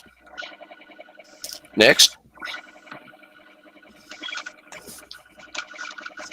Okay, our overarching research question here was, what is the relationship between the dependent variable, which was customer choice behavior, or the expected sales, and the independent variables of gender, age, income, and ethnicity in customer choices in selecting the telecommunications products and services? So using that, we developed hypothesis to align with the research question. I've posted the null hypothesis here.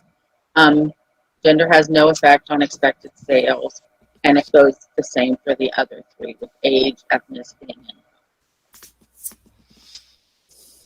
So that leads us to our hypothesis rule.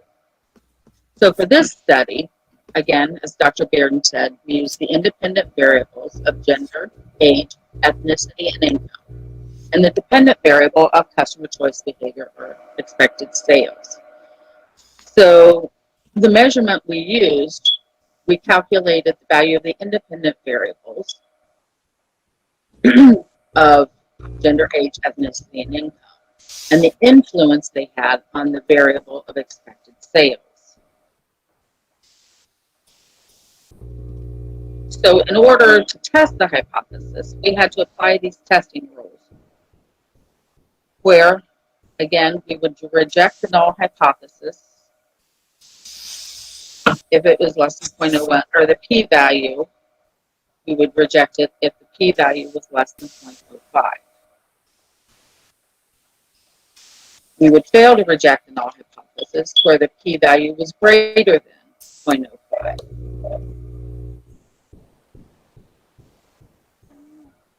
That leads us to... Yeah, this excuse me, Pam.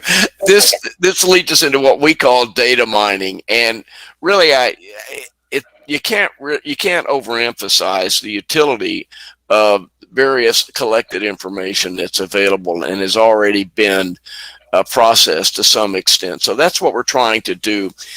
We're trying to generalize on the population. We're using secondary data.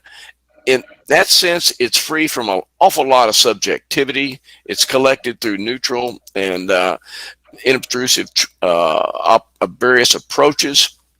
In addition, the data has been mined and analyzed. And so what we're attempting to do is sift this through the variables of our concern to find deeper level links. And we're trying to understand what influences the customer. That's sort of the general agenda in looking at all of these pieces and how the moving parts influence one another. The business and strategy for data mining is oriented to serve the consumer needs in a large industry. And the technology industry is increasingly consumer driven. It's used to develop strategic business imperatives in terms of how customers are going to be acquired from competitors in some cases, and also what the retention rates will be, which is an ongoing heavy influence on the sustainability of an organization. And we're looking to uncover current and future consumer and industry trends. Next. Okay, that leads us to our analysis and our hypothesis testing. So if we look at the top right hand chart, the expected sales compared to independent variables, we can see age, because the calculated value was 77.977, is significantly higher than the corresponding critical value of 62.487, as well as the p-value for age is 0.01. Therefore, we can reject the null hypothesis using our hypothesis testing rule we covered in the last slide. So in summary, with this chart, in almost all instances in the table, the null hypothesis can therefore be rejected insofar as the independent variables show the absolute value of their test statistics is greater than the critical value, which denotes statistical significance. However, if we look at gender, applying the decision rule required rejection of the null hypothesis here, since the p-value is 0.001, which is less than 0.05. The independent variable of ethnicity, with the critical value of 57.157, calculated value of 51.92, and the p-value of 0.975 denoted the reason to fail to reject the hypothesis in this instance, as the p-value is greater than 0.05. So if we look at a couple of the other tables here, look at the percentage of time spent on smartphones. Not sure in India, but here everybody has a smartphone. Children as young as the age of first grade are having phones in their hands these days. So looking at this chart, it was kind of a surprise to me who spends more time on their phones. I had assumed it would be the younger age, the 18 to 29.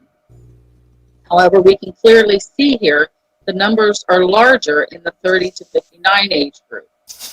So here we could make a couple assumptions. Maybe this age group are using their smartphones more for work. They're checking their work emails. They're doing Zoom meetings. But this is something that we don't know because of the limitations of the data. We look over at the other slide on the left, the income. Another surprise for me was operating systems. I had assumed, because you hear Apple this, Apple all over the place, I assumed Apple would be the preferred operating system. Again, we can clearly see Android's OS was the preferred operating system. So again, to make an assumption, maybe it's the cost of the Apple phones. They're not cheap. So, but that, again, that's something that we can't determine here and would require further research. So again, we're looking here, just looking at a few more findings. I mentioned in the previous slide, maybe Android was the preferred operating system due to the cost of Apple. So this time we're looking at income. The table on the left, we're looking at the income. And we can see Android is still clearly the preferred operating system in all income brackets. However, if you look as your income bracket increases, the gap between Android choice and Apple choice decreases. Maybe something to look into. So maybe income does play a role. Again, though, that's something that we can't determine from this data. So just a few more charts here. The pie chart here shows the subscriber for each of the 4 major players. As I mentioned before, they're Verizon, T-Mobile, AT&T, and Nextel. However, as I mentioned, Sprint and T-Mobile have merged. So even though they merged, they are still in third place as one of the major players. The other chart on the other side is just breaking down how people spend the time on their phones, whether it be social media, stock trading, you know, anything like that.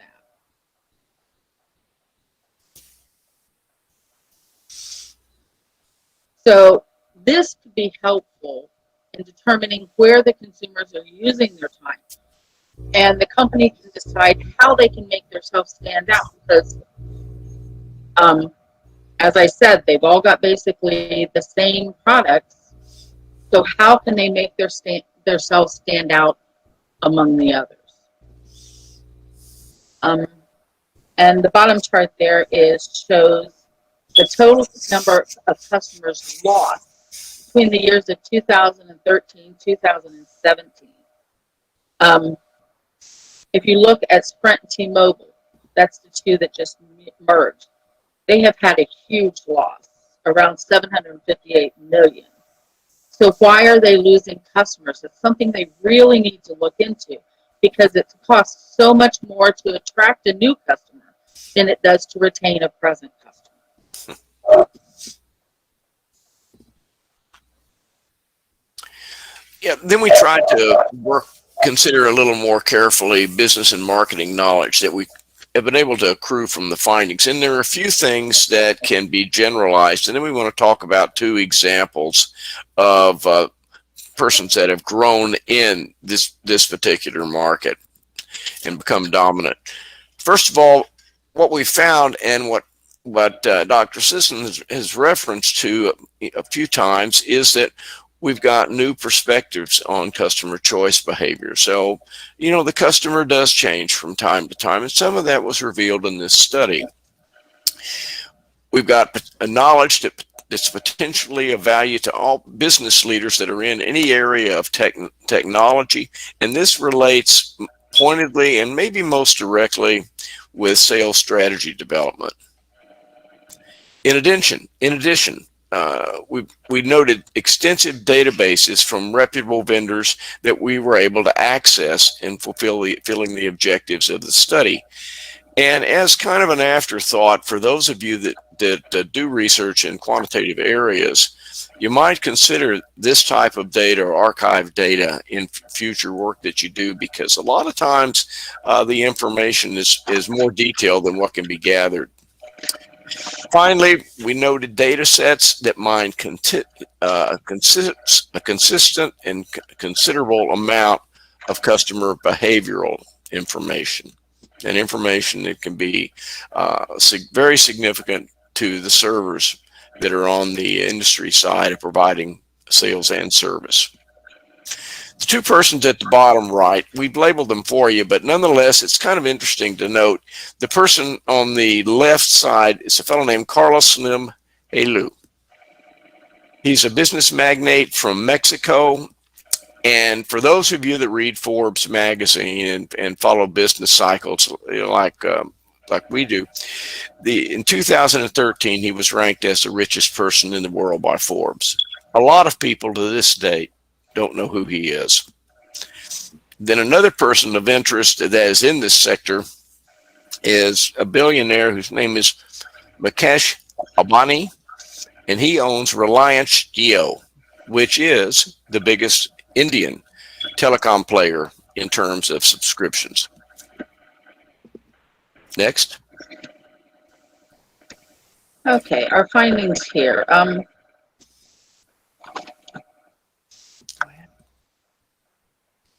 So our study findings had potential significance to provide insights into the customer choice behavior for these companies.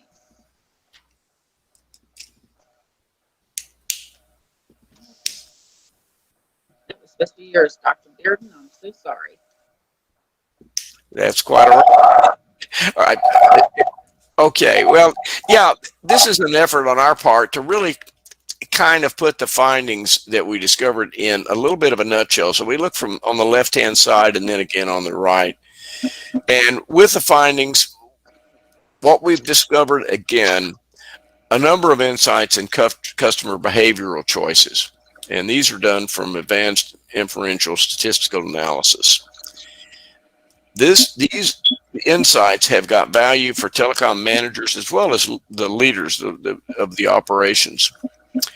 And the advantages will show themselves primarily or initially in advanced sales and as well as business competency. So there's a lot of insight to gather that customers care about that the organizations a lot of times are not as aware of as they probably should be. The findings can be translated into increased revenues and into more loyal customers, persistent over time. And then, you know, as a look back to the term transformational leadership, we've got the makings of a blueprint here for transformational leaders in developing team skills, team sales skills, and backing the sales skills, and maybe more important on a different level is increased and improved business practice. So in addition, there are some elements we think that can contribute to the business development of best practices for the telecom industry. Now, if we look over to the right, these are just some items of curiosity, but they're very interesting. On the one hand, we tried to figure out, why do people switch? I mean, if you're like Pam and I, you've probably had occasions where you've changed vendors from AT&T, IBM, and so on and so on and so on. And why did that prove to be the case with this data? And we thought that dissatisfaction with the previous provider would have a bigger influence than in fact it did. That's rated at 7%. But when you put money in the picture in terms of better pricing, that sort of thing, and those advantages, it moves up to 27%. So, and then we got 57% that shows that is referenced in the case of a better offer, which takes a lot of elements into account. So, and then there's a small percentage, 8%, that has to do with other reasons that are kind of in a grouped miscellaneous category. What are the reasons for dissatisfaction among customers? Cost would be, is at the top. I think that probably was a little intuitive. Coverage of network quality. How often does your system go out? I know my wife and I live on the south end of Tulsa, Oklahoma, or not Tulsa, Oklahoma. That's a voice from the past, but Austin, Texas. And at any rate, there are times when the networks go out. They just do. And we have aerials all over the city. So it's hard to figure, but consistent coverage or network quality. Customer service issues. That's another issue. And again, those two are right over 50%. Phone satisfaction. You probably had occasion to call in and ask, I can't get my TV channels to work, or I can't get this to work, or my internet's not working now. How well does that go? And so that's a significant factor at 24%. Billing, payments, and we could have factored it, we could have put in there mistakes. Anything related to payment issues is almost a little over 1/5 of the reasons for dissatisfaction. And then, toward the bottom, we've got financial issues or affordability, which are things that are sometimes discovered from the usage. And finally, a little composite of personal reasons. So this is just an effort to put with some large-scale data, to put some categories together from the analysis to show why individuals do change and why they're dissatisfied. It's opportunity for the competitors. Thanks. Okay, so for future research, the question might come up, what can be done to overcome the limitations of secondary data? As we said in a couple of the previous slides, we knew what the problem is, but we don't know the answer to it because of the limitations of our data. So what could we do? Do primary data collection, maybe to help answer some of those unknowns. Qualitative approaches, immerse yourself in it to gain insights on the customer motivations. Conduct studies to explore transformational leadership skills. As mentioned in a couple of the previous slides, we said those transformational leadership skills can really help, can really make employees feel valued, make them put a better foot forward. Study soft data-driven skills to enhance sales. There's many things that can be done to add to this. We've got a good foundation, but there's more that can be done. The last is just a quote: greater sales growth is evident when store managers display the transformational leadership style in their organizational disposition and managerial functioning, manifested in a suitable employee rewards and appreciation. That supports what we've said in the previous slides about the transformational leadership. Mm-hmm. So here are strategic recommendations. Again, we said to do the primary research. Continue to use data mining to try to improve targeted segmentation and customer outreach. Achieve that competitive difference. How can you make your company stand out from the others? Transform sales efforts. Help inspire those employees that are on the front lines of their sales. This is so important because if those employees aren't motivated, you're not going to get the sales. This is, again, for transformational leadership can come into play. How can you inspire and encourage those employees to push for those sales? That's a good question. Inspire them, make them feel valued. It's extremely important in these companies. They must keep up with changing technology. In this field, technology is changing so fast. Some things are obsolete almost as soon as they come out, so they have to stay competitive.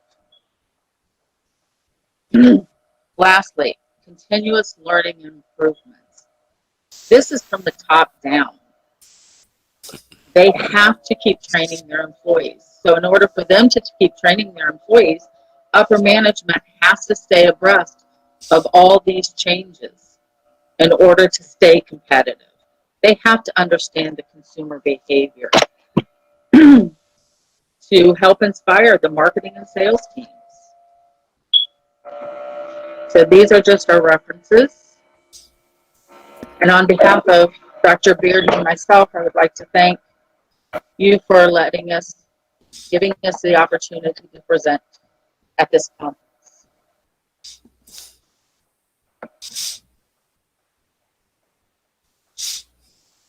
Thank you, ma'am and sir, for enlightening us on this topic. It was a great experience listening to highly skilled and experienced people like you. I'm sure that all of us have learned a lot from this wonderful session. Thank you so much. I'm extremely grateful to all the eminent speakers for taking out time to be here with us. It was indeed a great privilege. I would now like to request Mrs. Sonika Hilson, ma'am, to propose a formal vote of thanks. Over to you, ma'am.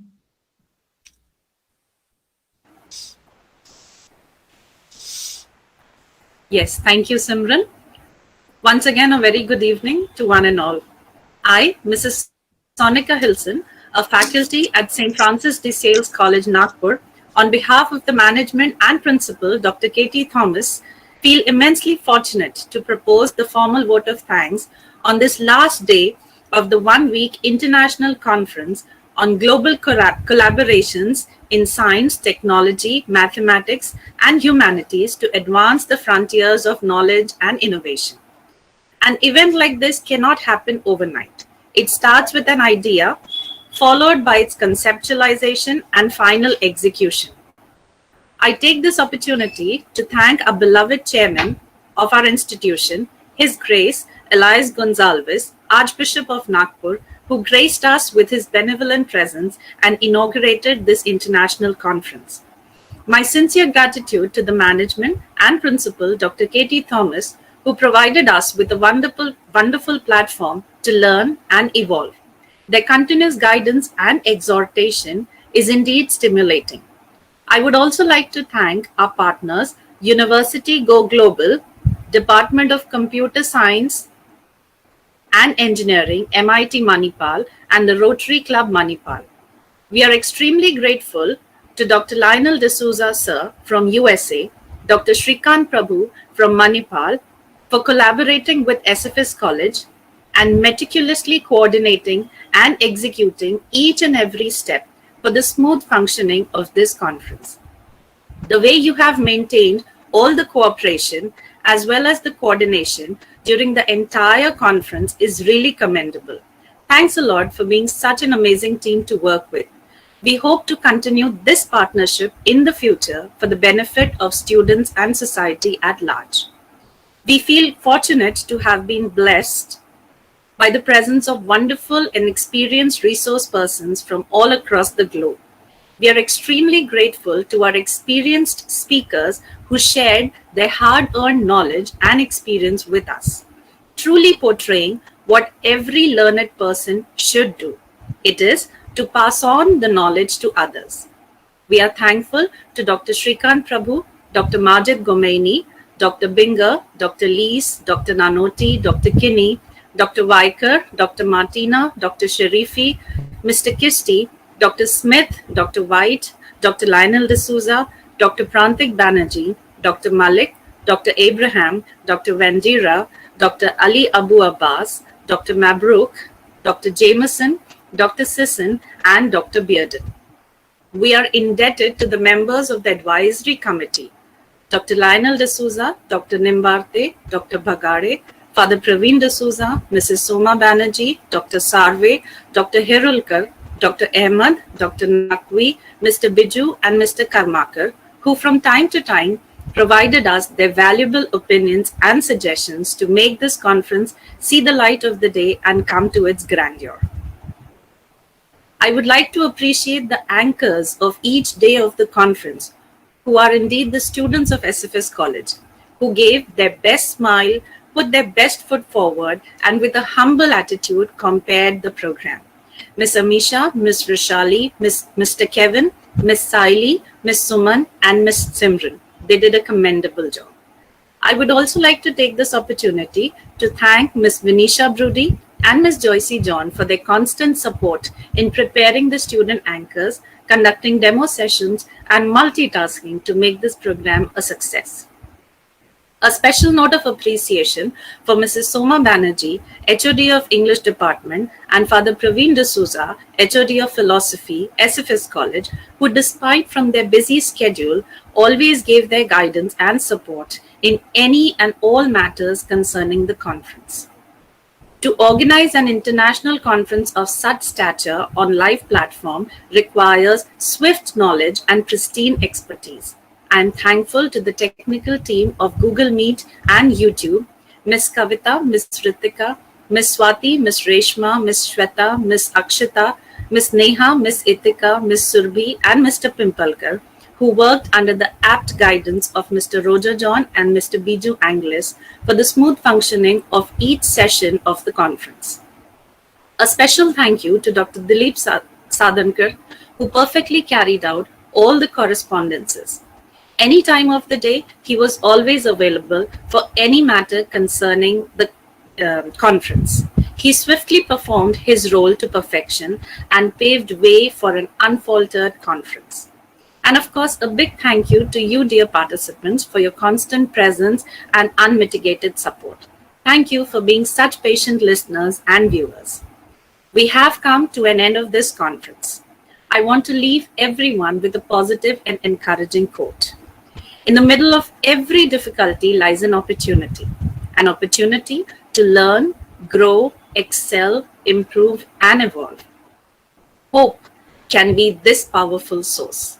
Today, the world is facing this pandemic crisis that has changed the lives of millions. Let us all continue to reassure ourselves that together we shall overcome this. Education is our true hope. Let us continue to share knowledge and exchange information with one another and help hope grow into a reality. Dear participants, wherever you are and from whichever part of the world you have joined, I wish you all a wonderful day, a wonderful afternoon, and a wonderful evening ahead. A note to all the participants, the link for the feedback form has been posted in the respective WhatsApp groups, in the Google Meet chat box, and in the YouTube chat box. Please feel free to fill the feedback form and let us know your valuable insights. Thank you, one and all. Stay safe and stay healthy.